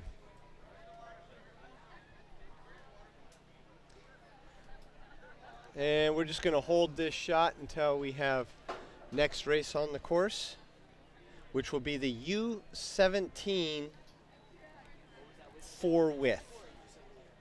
U17 4 width will be coming up next.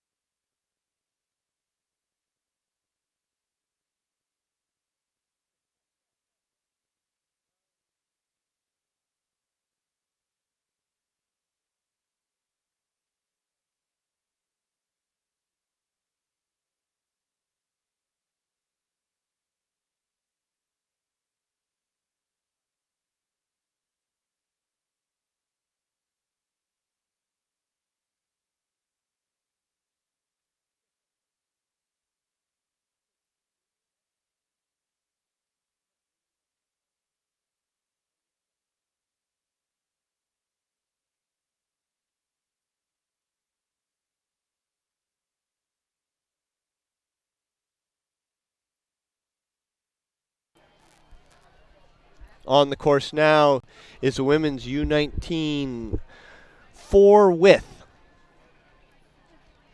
Lane 1, closest to the camera, is CRI.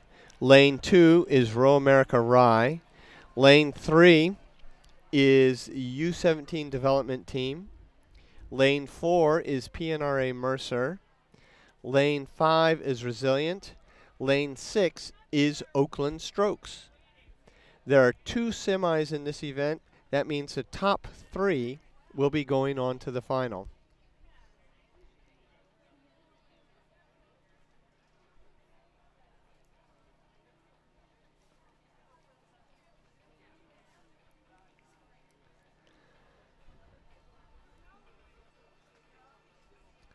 And from the drone, we can see it's lane 3, the U17 development team.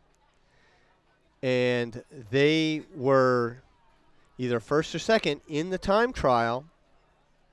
And they're showing that speed right here. PNRA Mercer, Row America Rye on either side of them.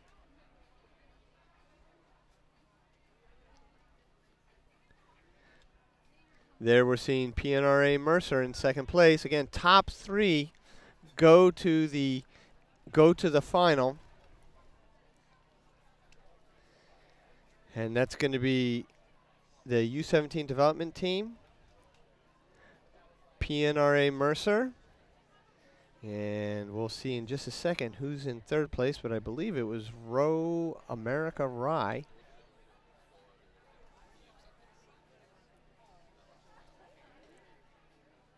With these 2 boats well out in front.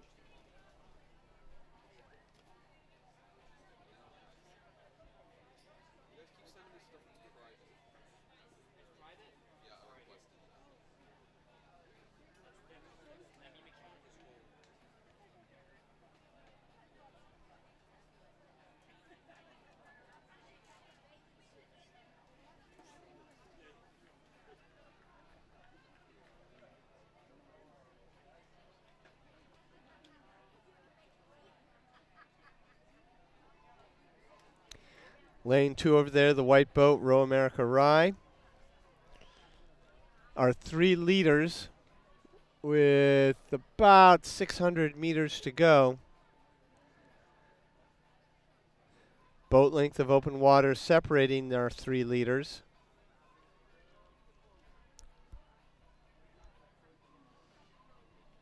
Having a look back, CRI on the top of the screen. Also, excuse me, Resilient.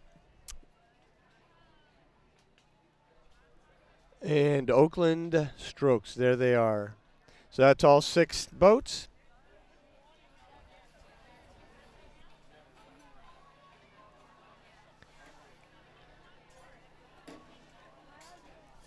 Nice echelon. Just the way the time trial would indicate. So all these boats had to go through a time trial to get the seating in the semis. Just due to the volume of athletes and participants, go straight from the time trial to the semifinals. And depending on the number of entrants, we have 2 semis or 3 semis. This event just has 2, so top 3 will be going to the final.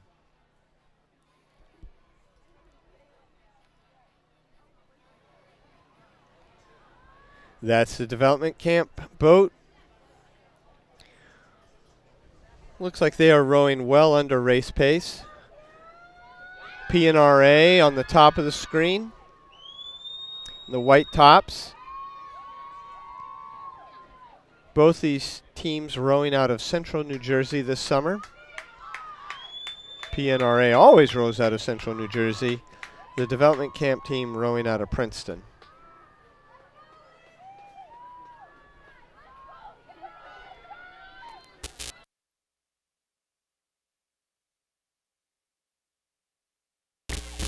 And just coasting across the line is the U17 development team.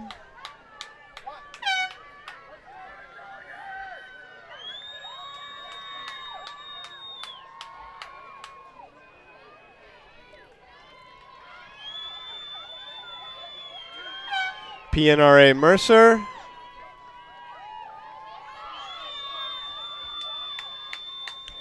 Row America Rye. Resilient.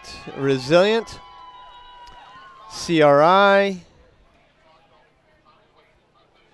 And rounding out the field will be Oakland.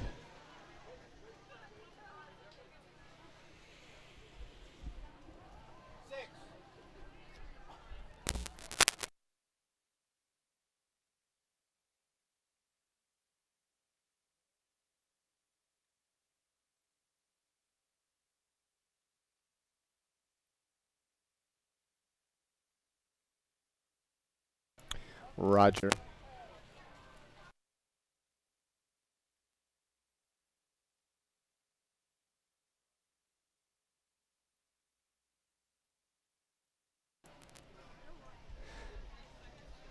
Semi 2 and final semi. Lane 1, closest to the camera, out of view right now, is TBC Racing out of the DC area. Not out of the area, actually, out of DC. Ready, set, row in lane 2. Lane 3, who we see at the bottom of the screen, is Greenwich. Lane 4 is the U18G high performance team. Lane 5 is Greenwich B and CRI B at the top right-hand corner of the screen. Greenwich, the high-performance team, and Greenwich B right now look like they are working their way to the final in the first 500 meters of this race.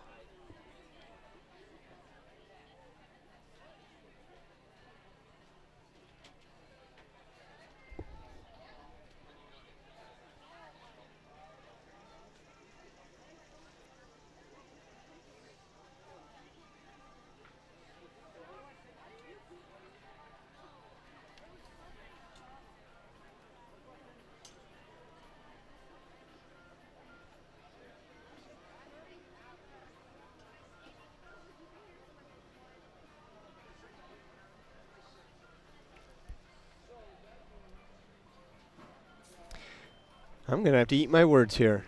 Greenwich, high performance team, and TBC Racing. TBC in lane 1 at the bottom of the screen.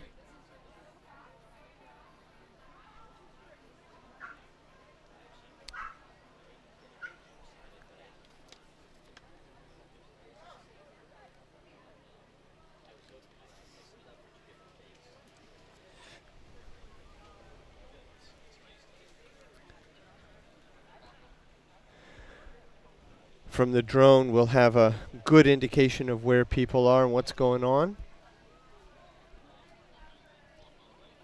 Again, our thanks to the Cooper River Yacht Club for letting us fly out of their facility. There, you can barely see it there. We have a lot of geese here.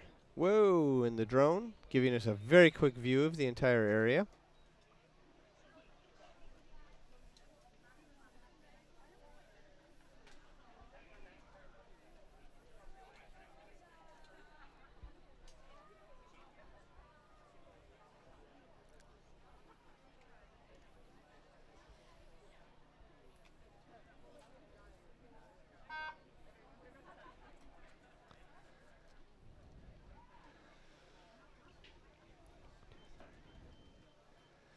Greenwich out in front.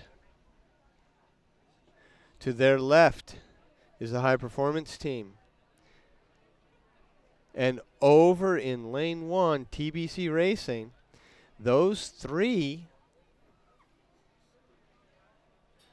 look like they are moving to the A final, or the final. There's no B final.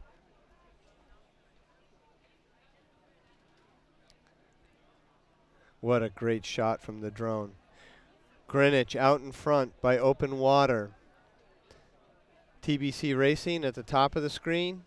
High performance team at the bottom of the screen. 2 semis, so 2 boats go into the final. So the question is, do you race it? Greenwich is comfortably out in front. I imagine they're just watching the race happen behind them.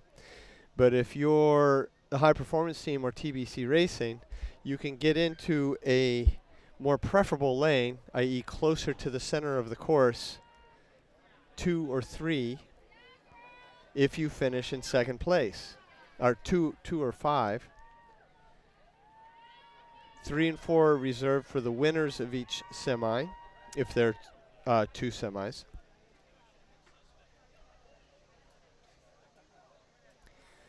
Not that you can't win from outside lanes 1 or 6, but being in the thick of it sometimes is a little bit of an advantage.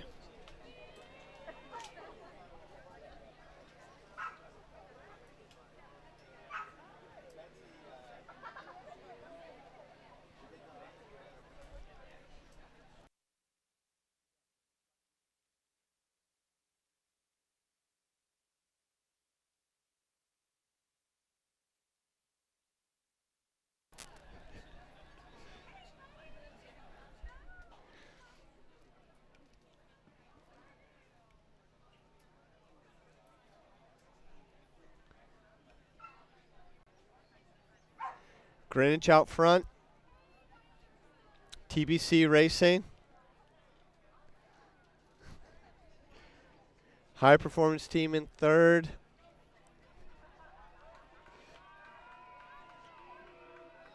Fourth place, Greenwich B. Ready, set, row, and then CRI.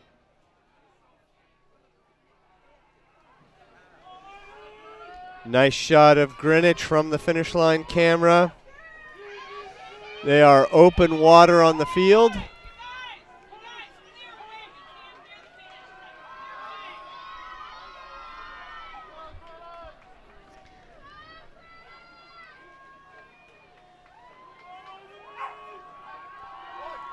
Greenwich across the line.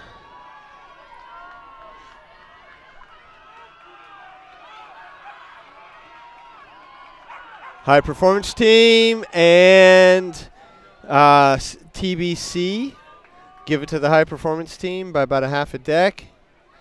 Greenwich B. Ready, set, row, and the Flaming Unis is coming in next for 5th place. Those are flames on the Unis, very fun. And CRI will round out the field in 6th place.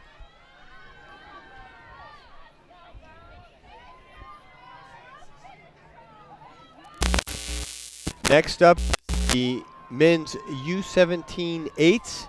There are 2 semis in this event. We'll get to that as soon as we can.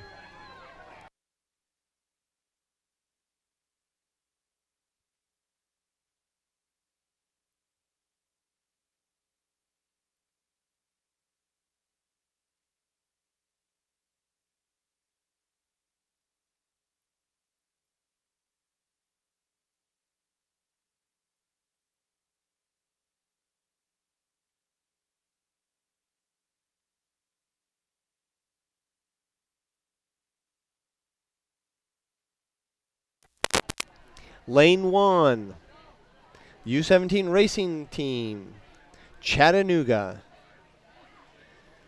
Lane 2, U17 Racing Team, Ashland. That'd be Ashland, Oregon. Lane 3, U17 Racing Team, Ashland again.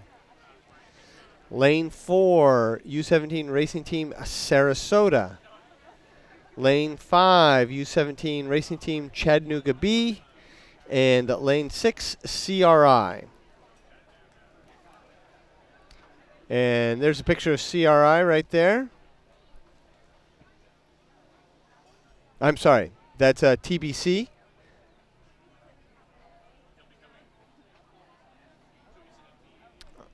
Apologies again. That's Chattanooga. Trailing a little bit, lane 2 is Ashland. Probably out in front is the other Ashland boat. Sarasota on the right-hand side of the picture. Chattanooga B out of view, and CRI B out of view. So these U17 racing teams are development camps that are spread around the country, and young athletes can go to these and get 3-4 weeks of racing experience, training experience, and then come to club nationals. So out in front, it's the Ashland group from their training, beautiful Ashland, Oregon, home of the world famous Ashland Shakespearean Festival. They row on a gorgeous body of water there. The U17 Chattanooga teams, obviously running in Chattanooga, Tennessee, and Sarasota out of Sarasota, New York.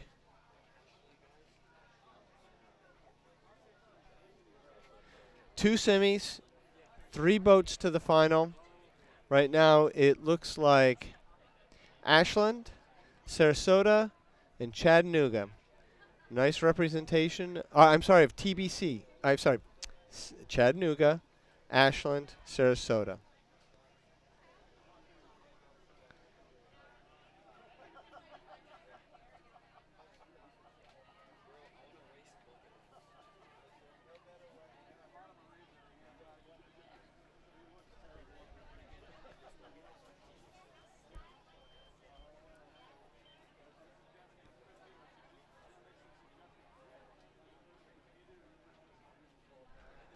Couple hundred meters to the finish. Ashland out in front. On the right-hand side is Sarasota.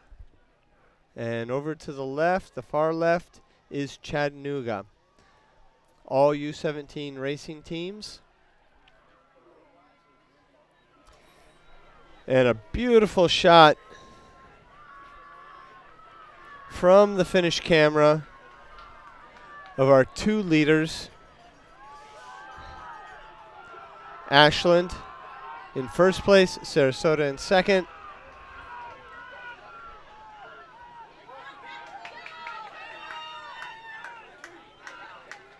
Chattanooga coming in third. Chattanooga B coming in fourth.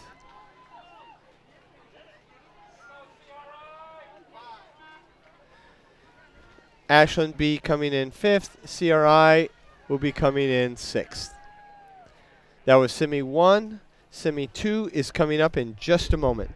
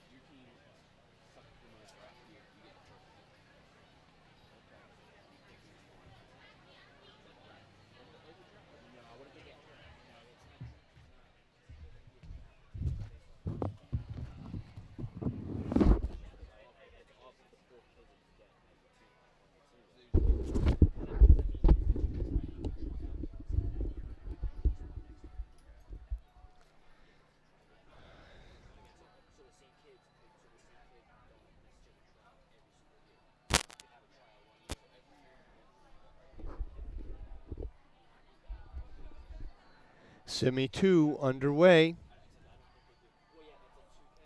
Lane 1, which is on the top of the screen, Oakland Strokes. Lane 2, Greenwich. Lane 3, U17 Racing Team, Saratoga. Lane 4, TBC out of Washington, D.C., CRI. Lane 5 from Boston area. And lane 6 is Capital. 3 boats go. And right now we've got 4 boats in contention. Give it to Greenwich right now, followed by the U17 Saratoga, TBC, and CRI about a half a boat behind. So really 3 boats with CRI.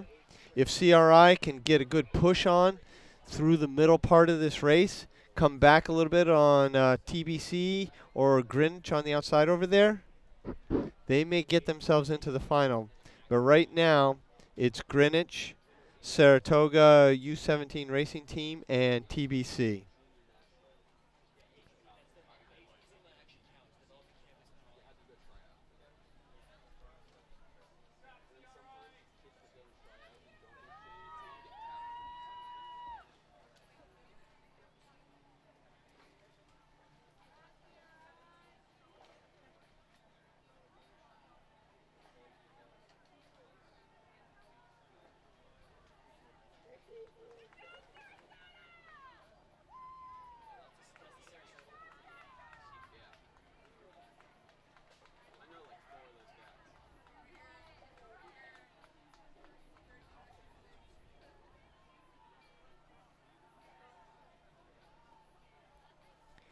Greenwich and U17 Racing Team out of Saratoga keeping the pressure on. These two are battling it out.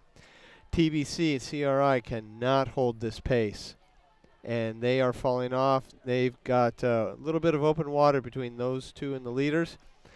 But TBC out of Washington, D.C., Thompson Boat Center, they look like they will find themselves in the final if they can maintain this margin over CRI for the next 300 meters.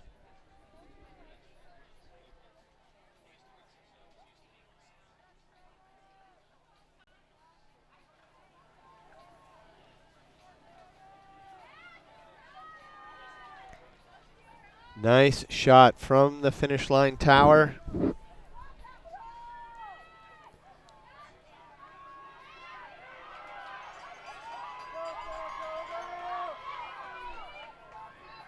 Saratoga in the white hats, blue unis. TBC on the outside of them. On the inside here, lane 2, Greenwich. See a little bit of them every now and then. So Saratoga coming to the line. Lane 2 is Greenwich. So first, second, and TBC, those 3 boats will be heading off to the finals. CRI crossing the line.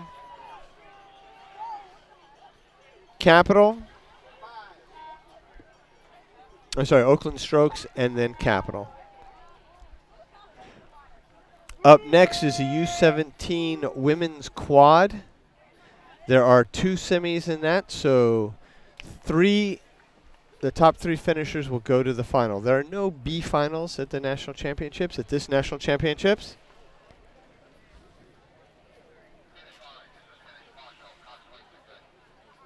And we should see those boats coming into just a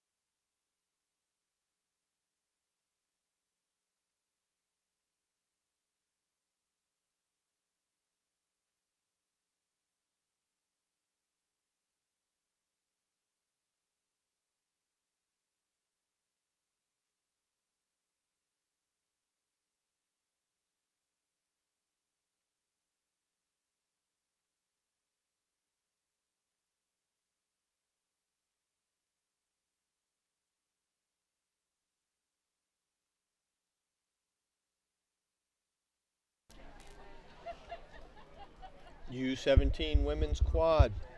Lane 1, Conshohocken from just up the road here. Lane 2, PCRA. Lane 3, U18 G High Performance Team. Lane 4, Potomac. Lane 5, White Marsh. Lane 6, Oak Neck Academy. And out in front, it is the High Performance Team by Open Water. Nice echelon here, just as the time trial would indicate. PCRA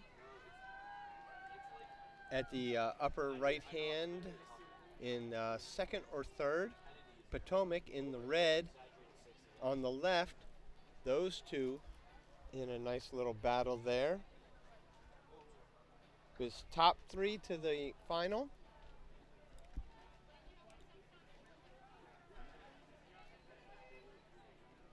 And with those 3, Open Water over 4th place, who is White Marsh. They look like they're going to find themselves in the final.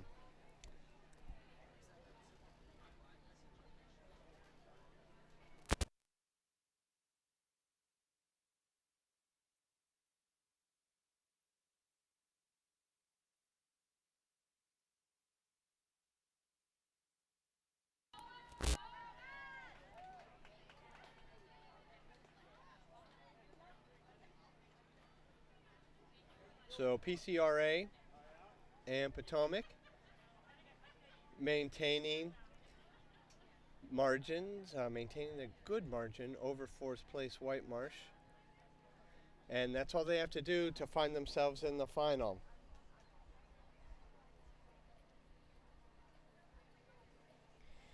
So getting pretty spread out here. PCRA about a half a boat ahead of Potomac. Potomac just making sure they stay clear of White Marsh.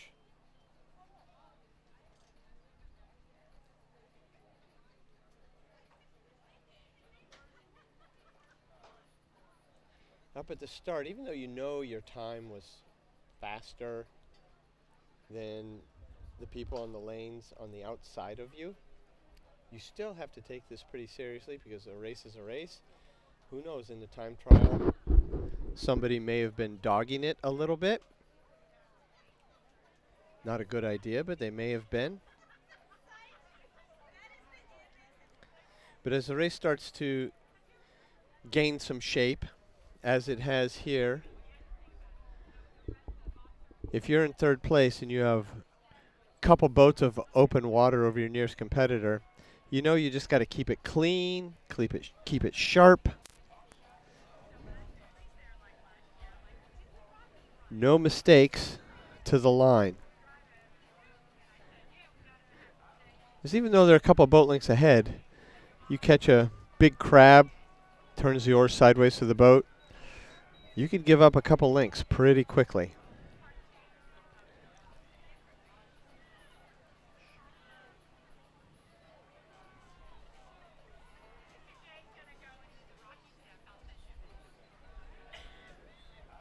Lead quad here, keeping the pressure on. They pretty close, if not at race pace. Just took it up a little bit, using this race as a practice for tomorrow for the final.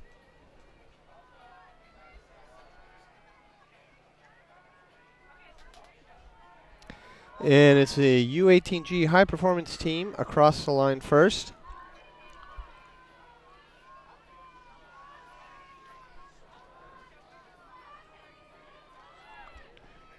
Second and third to PCRA and Potomac.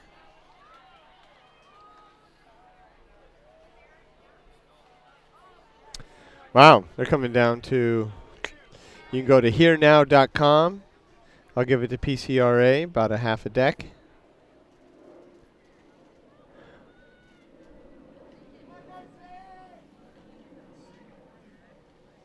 White Marsh.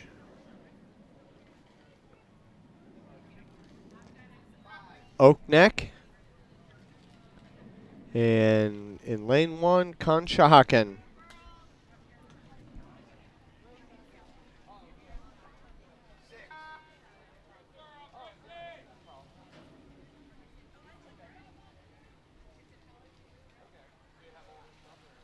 second semi, the women's U17 quad. Lane 1, closest to the camera, Texas Rowing Center. Lane 2, Row America Rye. Lane 3, U17 Development Team. Lane 4, CRI. Lane 5, Row West Racing Camp. And Lane 6, St. Andrews. St. Andrews just outside of Atlanta. Getting some summer rowing in.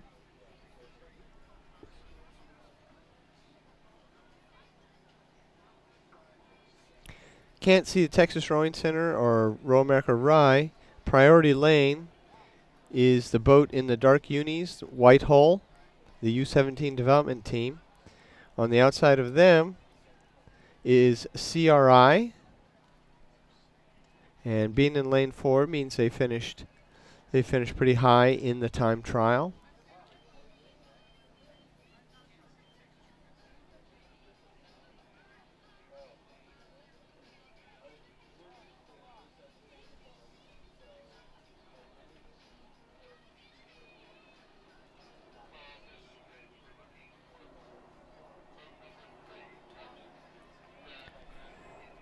U17 development team coming parallel to the boathouse pretty quick here.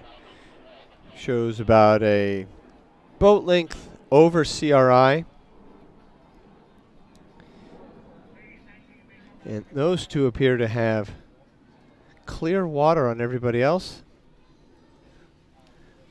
From the drone, we'll be able to get a good view of what's going on. Yes. Development camp, CRI, Row America Rye in third place, but they are closely trailed by Texas Rowing Center. 2 semis, top 3 to go. The top 2 are pretty clear. Third place, not quite so clear. Right now, I'd give it to Row America Rye. They seem to be about a half a boat over Texas Rowing Center. But Row West Racing Camp having some significant steering issues. And then St. Andrews at the left-hand side of the screen, not so far out of the picture. Texas Rowing Center about a boat length behind Row America Rye.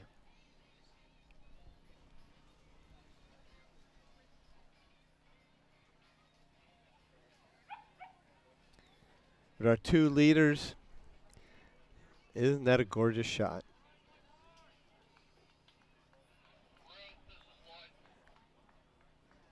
CRI and the U17 development team looking good out in front.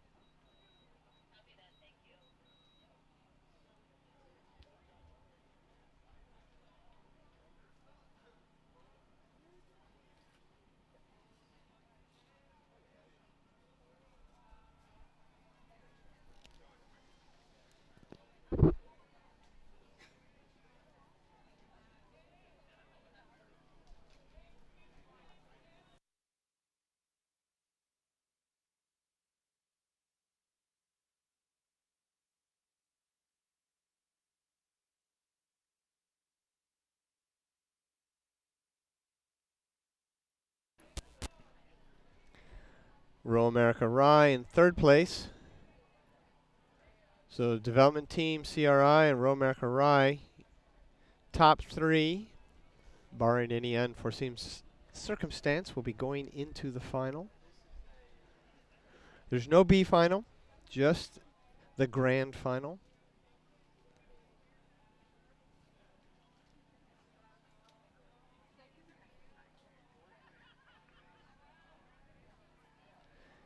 They had to compete in a time trial to get here. The size of the event determined whether there were 2 semis or 3 semis. This event has 2 semis.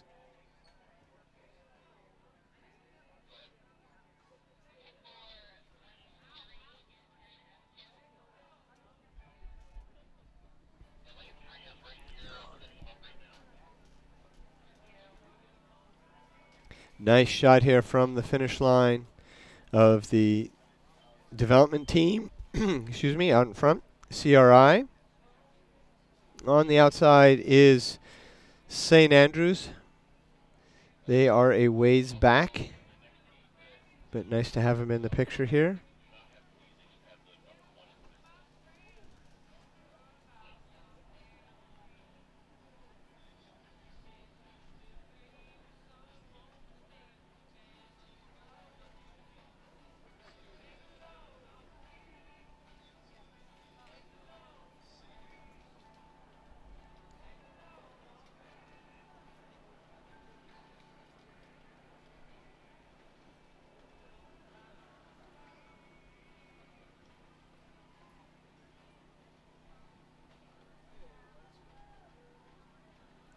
Very nice rowing by this quad with about 100 meters to go. Well out in front, nice and relaxed. Just bringing the boat to the line. A little bit of a push here just to make it interesting as they get to the line.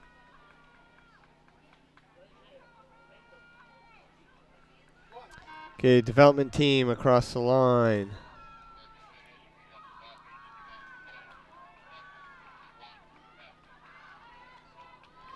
CRI cross the line.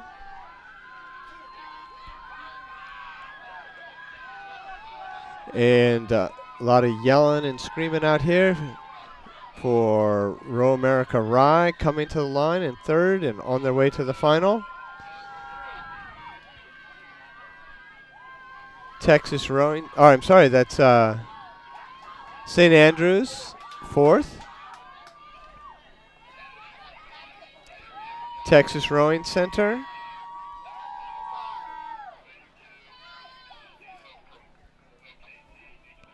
And Row West Racing Camp.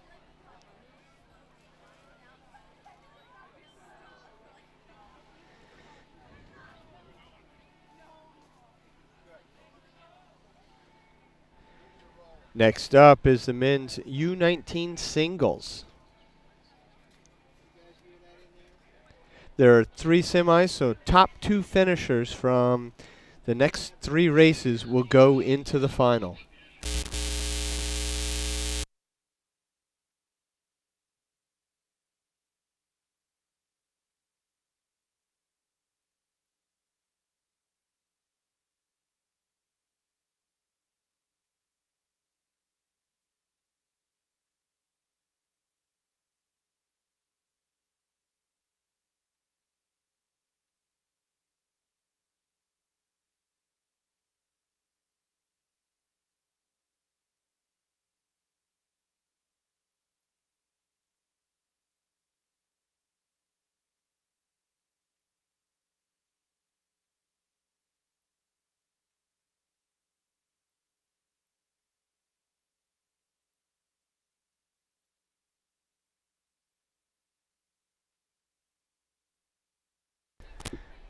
It appears we've had a little breakage up in the start area. So this race will be delayed a little bit, and we'll get to it when we can.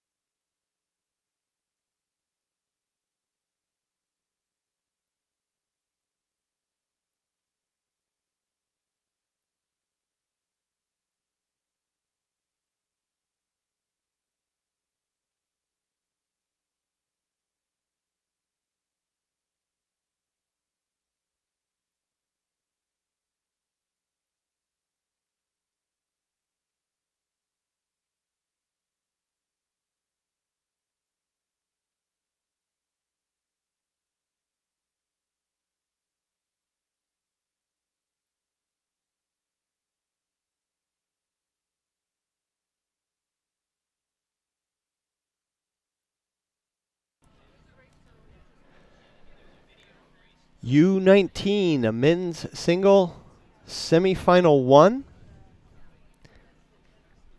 There are 3 semifinals, so top 2 here go to the final.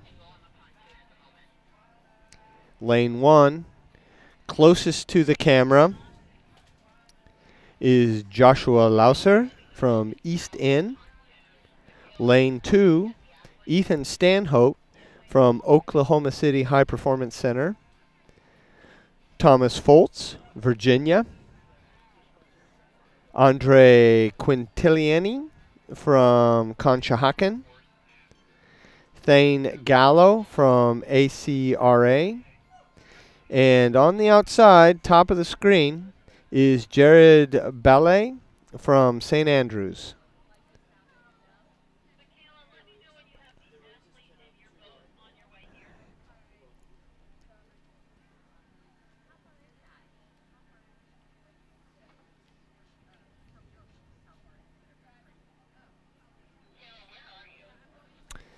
Apologize for kind of rough picture from the start camera. Having a little bit of trouble with the transmission from there to the finish area.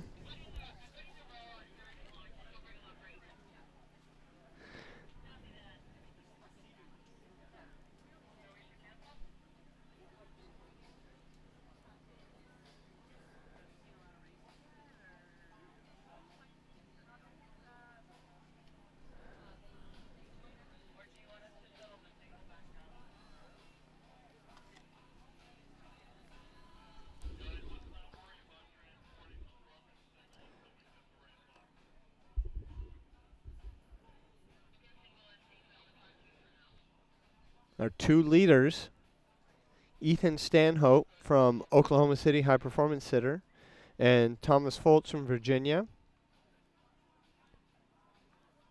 About a boat of open water over Thane Gallo from ACRA. Again, top 2 go to the final because there are 3 semifinals.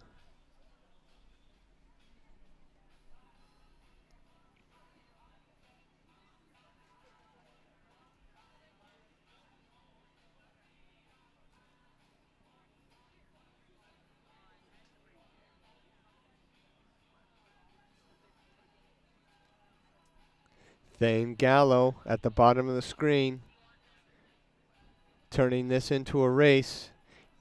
Ethan Stanhope at the top of the screen in the white boat. One of those 2 is going to go to the final.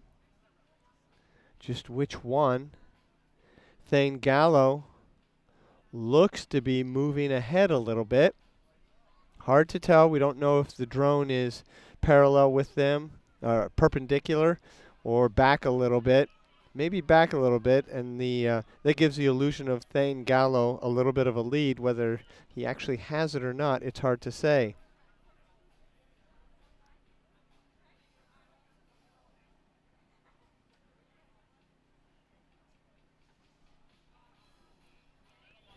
But Thomas Foltz from Virginia in the white boat on the far right-hand side is our leader. Thane Gallo, I think we can safely say he is in second place. I don't know if the trailing boats have all of a sudden picked up speed or if Mr. Stanhope went out really hard and just cannot hold the pace through the body of this race. I would guess it was the latter.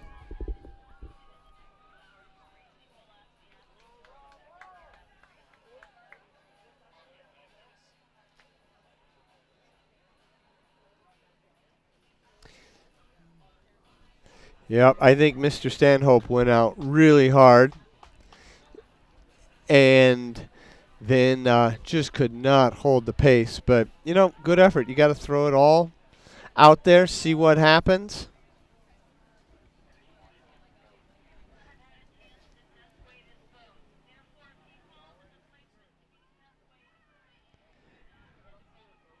Thomas Foltz out front. Thane Gallo in second place. Now in third is Andre Quintiliani.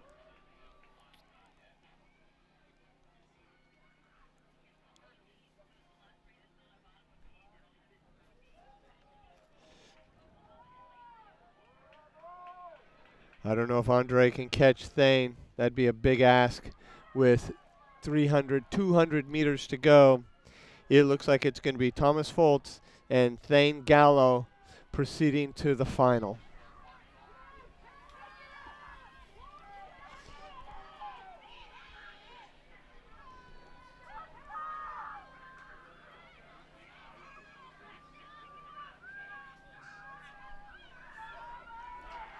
And Thomas Foltz putting on a little bit of a sprint just to maintain his preferred position.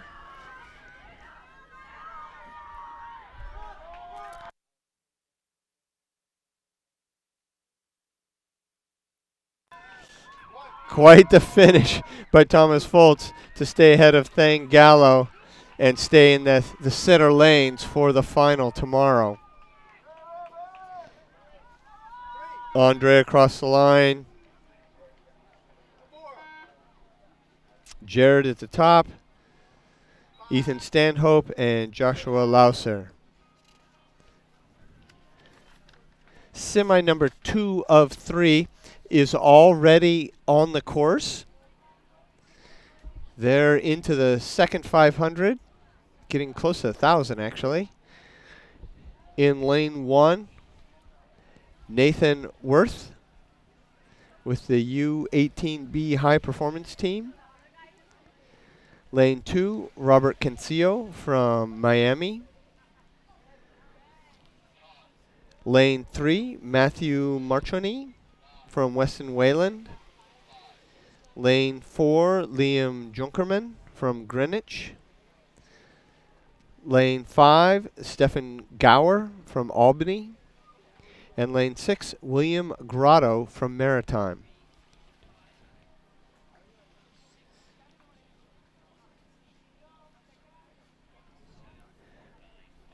In lane 3, Matthew Marchini seems to be out in front, followed closely by Robert Cancillo from Miami.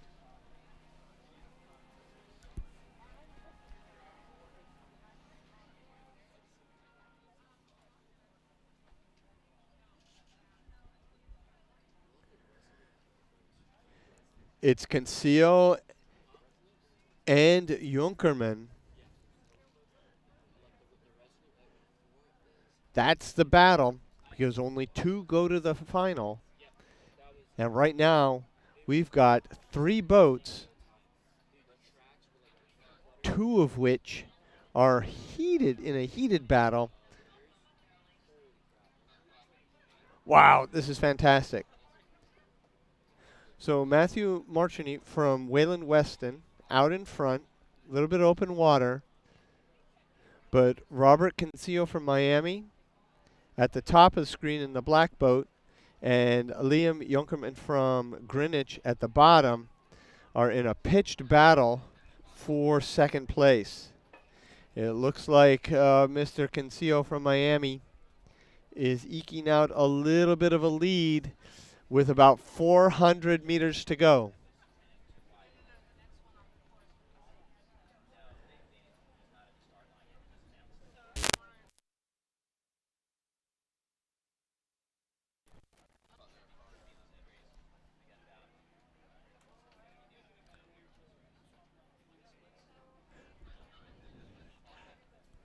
Have to give a little bit of advantage to Robert Cancillo, but we've seen some good sprints this morning.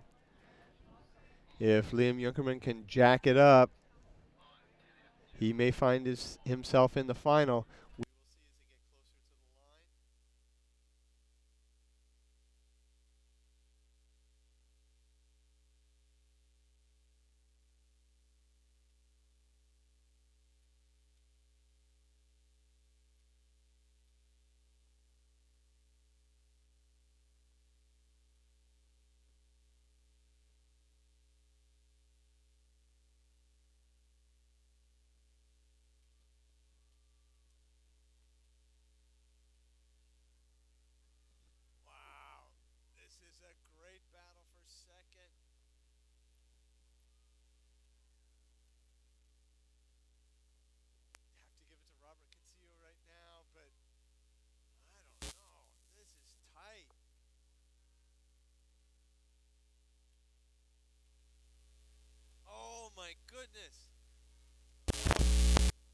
go to herenow.com to see the results on that.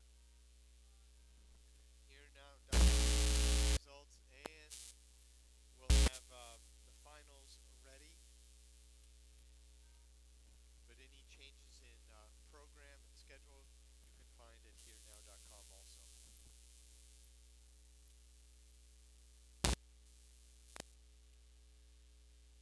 What a great race for those two athletes.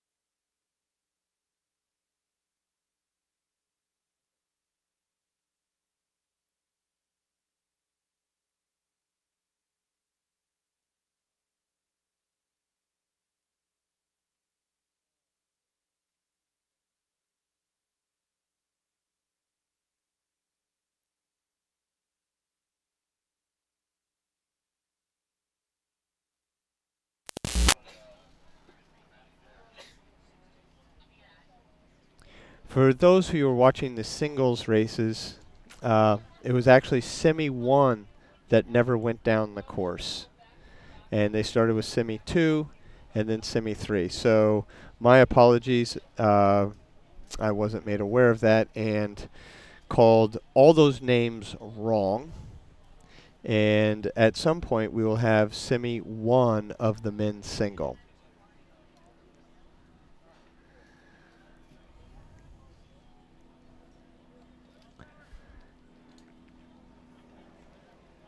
So on the course now is the women's U19 pair, Semi 1. Resilient Rowing, lane 1. Vesper, lane 2. Greenwich Composite, lane 3. Greenwich, lane 4. Row West Rowing Camp, lane 5. And the U18G High Performance Team, lane 6.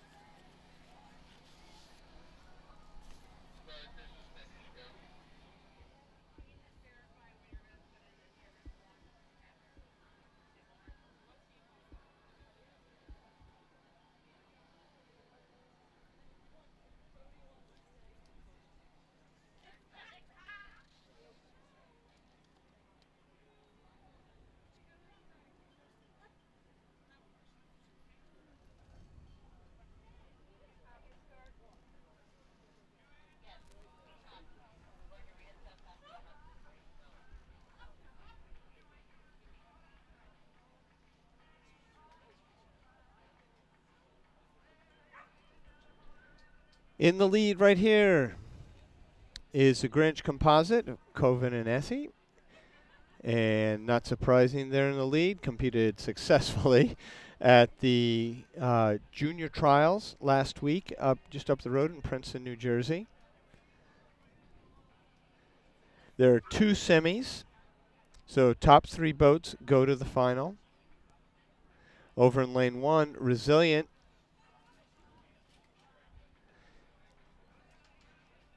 And lane 4, Greenwich, appear to be second and third,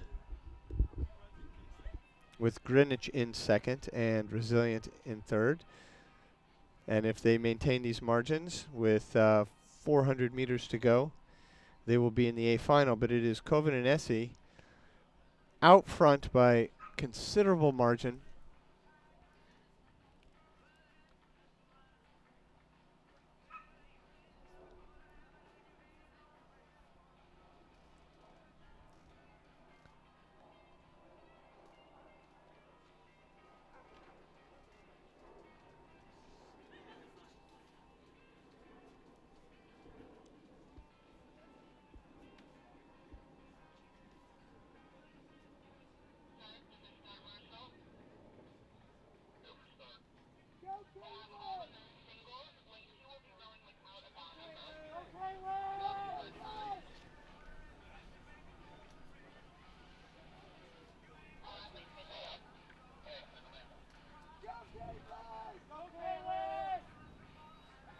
Looking around, where's the finish line, man? They are going for it. They're just laying down a hard piece. Even though they don't really have to, they are using this course to their advantage. And they are across the line with 100 meters ahead of their next competitor.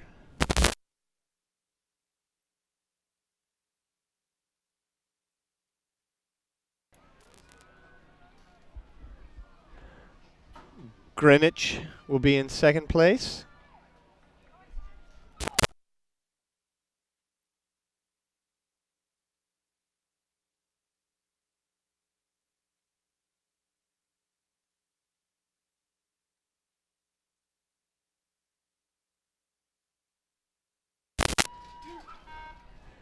Greenwich.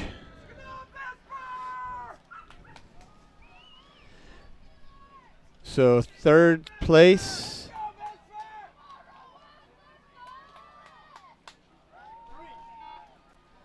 is Vesper.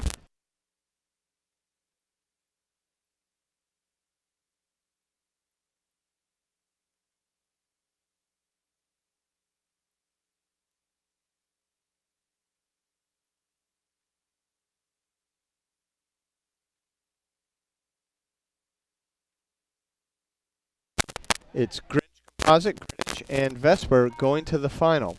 The second semi is underway. Lane 1 is the Stewart's Foundation.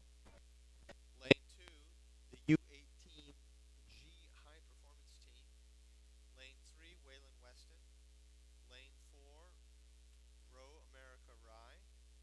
Lane 6, Resilient. And, I'm sorry, Lane 5, Resilient. Lane 6, PNRA Mercer.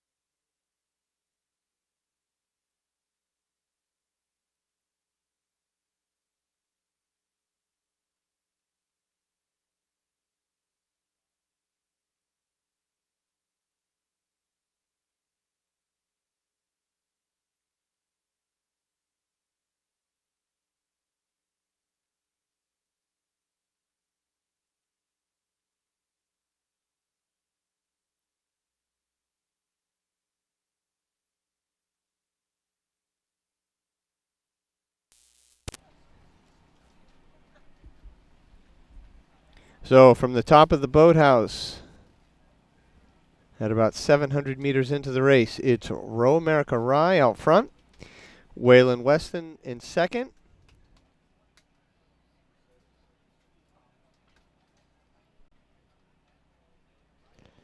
And maybe the U18G High Performance Team in third. But from lane 4,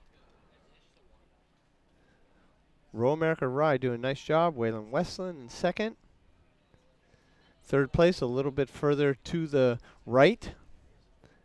And they have a boat length, a little bit of open water over their nearest competitor. Again, top three to the final.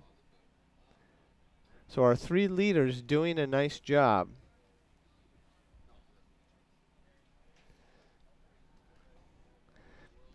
Rowing a pair, very difficult boat to row, especially if you haven't spent much time in it. Each athlete has to balance the other. Not just in weight moving the boat, but in power. Because it's relatively easy if you have two athletes that don't match in power or power application, so one's more effective, be it just straight up power or power efficiency, can pull the other person around. And so they have to work together very carefully to make the boat go straight. You don't want to row 2,100 meters. So a little different than in an 8 where you just pull. And it's very unlikely that one side is going to outpull the other side at a significant level. But in a pair, that can happen a lot and happen pretty easily. Also in sweep rowing, the bow seat has a mechanical advantage. And all things being equal, the bow seat will pull the bow to the other side. So again, balancing and rowing evenly, rowing together, much more so than in a 4 or an 8.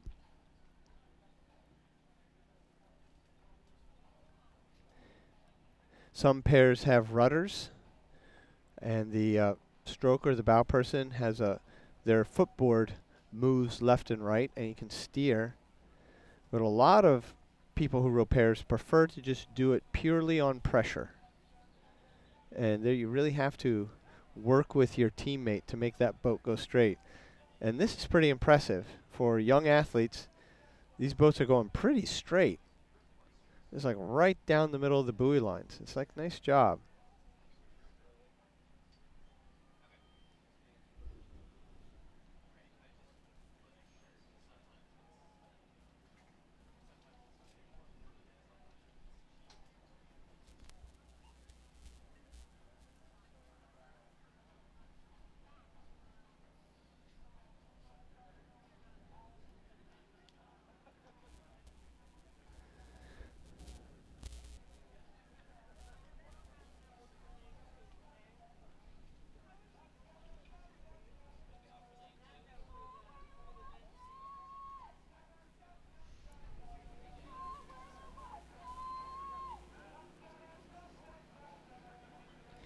So Row America Rye on the left-hand side of the screen, and Waylon Westland in the orange.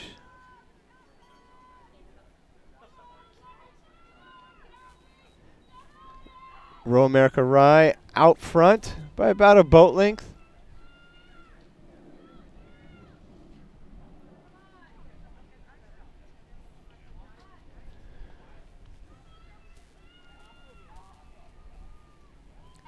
Row America Rye across the line, Waylon Weston.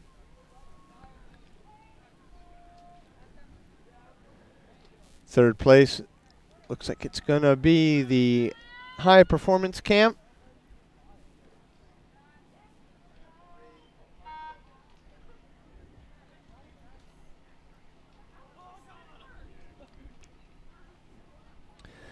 PNRA Mercer, and then a Resilient. And in lane 1, coming into view in just a moment, is the Stewards Foundation. All right, so the men's single Semi 1 is on the water right now.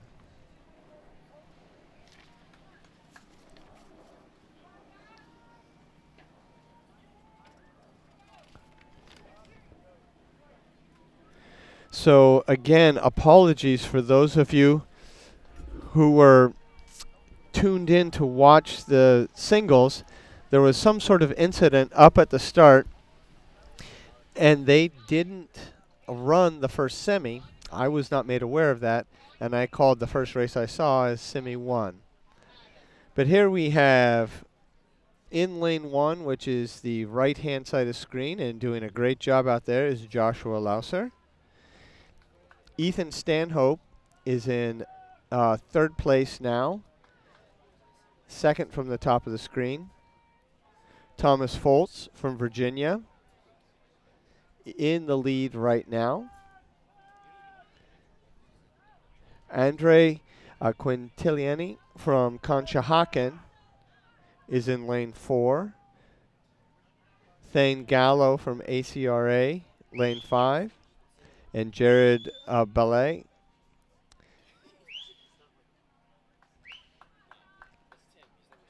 from Jared's from St. Andrews, and he is in lane 6. But it appears these are our 3 leaders. Thomas Foltz in the lead. Second place, Joshua Lauser, and Ethan Stanhope in third. So again, apologies for those who are tuning in for the men's U19 single. The race order got a little messed up due to an incident at the start. They ran the second and third semis first, and this is the first semi.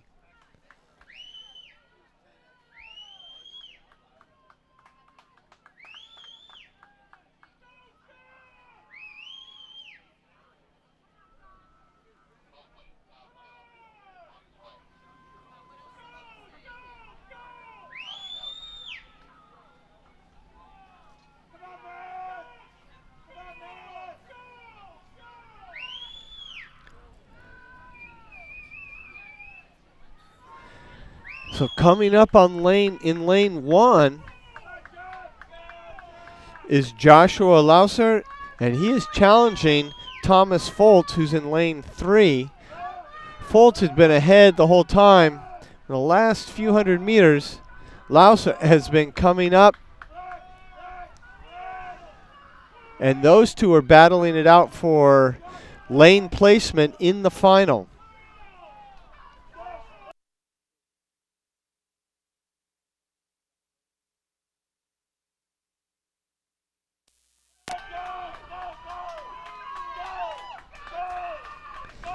But it is going to be Thomas Foltz at the line. Half a boat back is Joshua Lauser. Third is Ethan Stanhope. On the outside is Jarrett Belay. This is Andre Quintiliani coming to the line, and Thane Gallo. All right, now we're going to jump ahead to the men's U19 pair.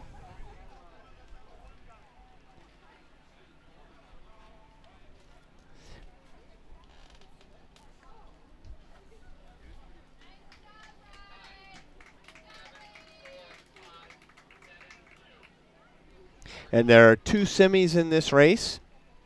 So the top 3 finishers will be going to the final.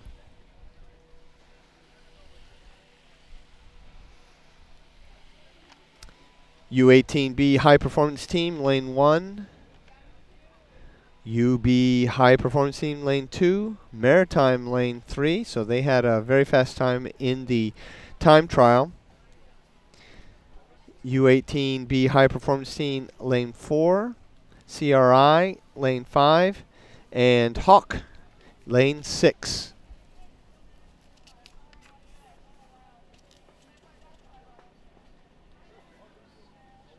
Hawk Rowing Club is from Philadelphia.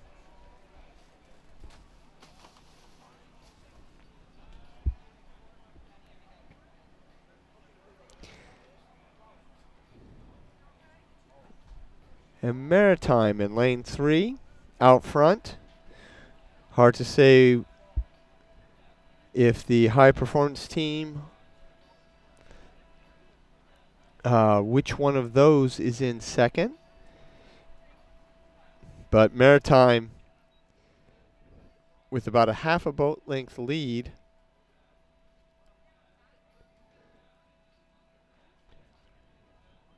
Over the high performance team of Reagan and Oxford. Axford. Those two out in front. Third place is the high performance team, Elsinga and Carpenter. But they're pretty solid third place. Again, top three. But outside, Hawk Rowing.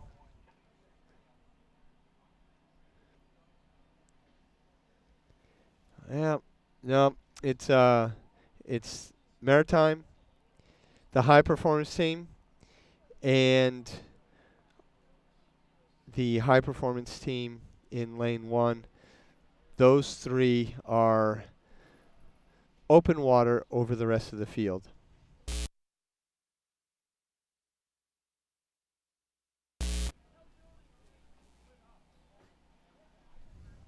Again, these pairs, tricky boats to row. Have to match your partner very well to make the boat go straight. Match power application. As you can see at the top of the screen, lane one,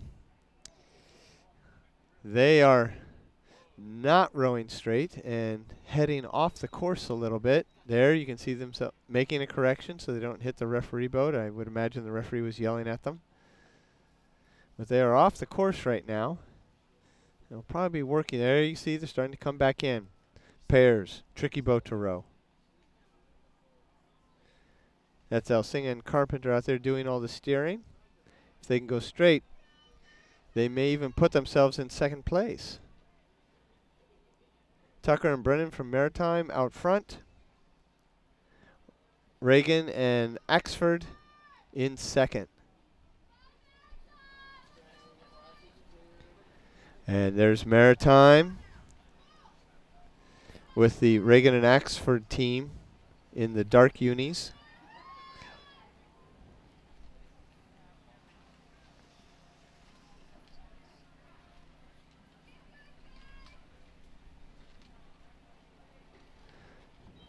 Maritime across the line. High performance team, Reagan and Axford across the line. Elsinga and Carpenter, high performance team across the line.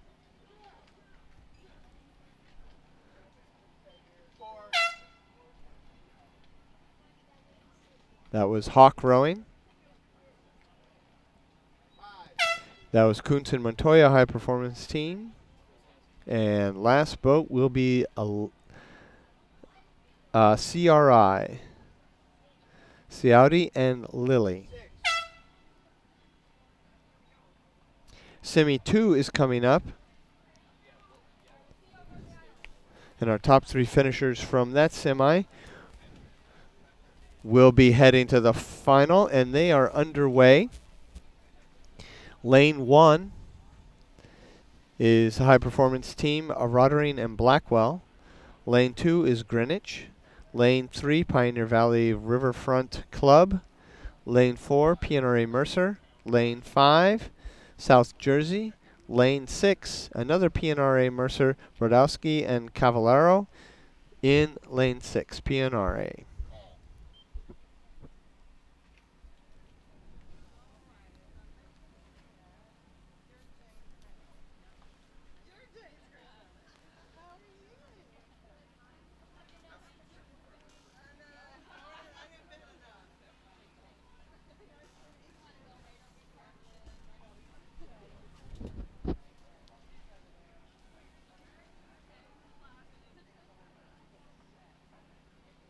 Once we get the drone shot, we can see who's who and what's what. But it would appear, as one might expect, that lane 3 is out in front. That's Pioneer Valley. Top 3 go. Second place is Rottering and Blackwell. But third is Radvan and Collins from PNRA Mercer. Fourth is Greenwich, Phillips, and Wright. But those three, that's a good battle. Only two of these three will go to the final. Greenwich looks like they are falling off the pace.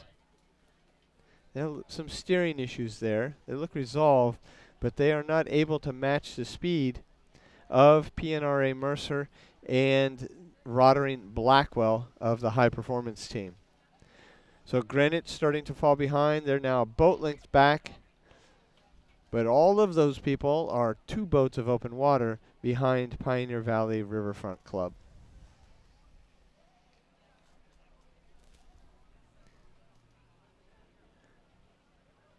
Now Greenwich fell back a bit, but they don't appear to be falling back a whole lot more. Maybe they're going to regain their composure and get back into this fight.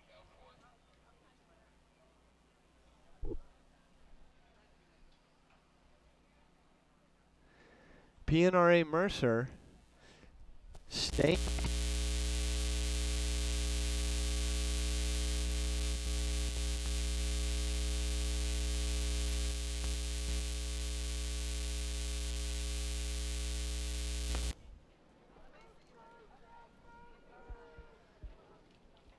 Yeah, there it appears that Greenwich just cannot match the speed right now as crews start to take it up for their sprints.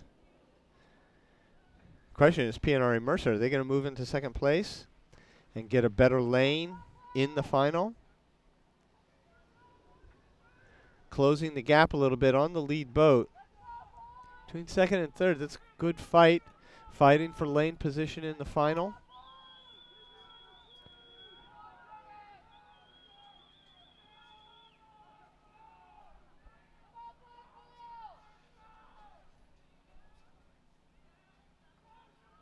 PNRA Mercer doing a nice job. Looks like they've worked themselves into second place. But we'll see. And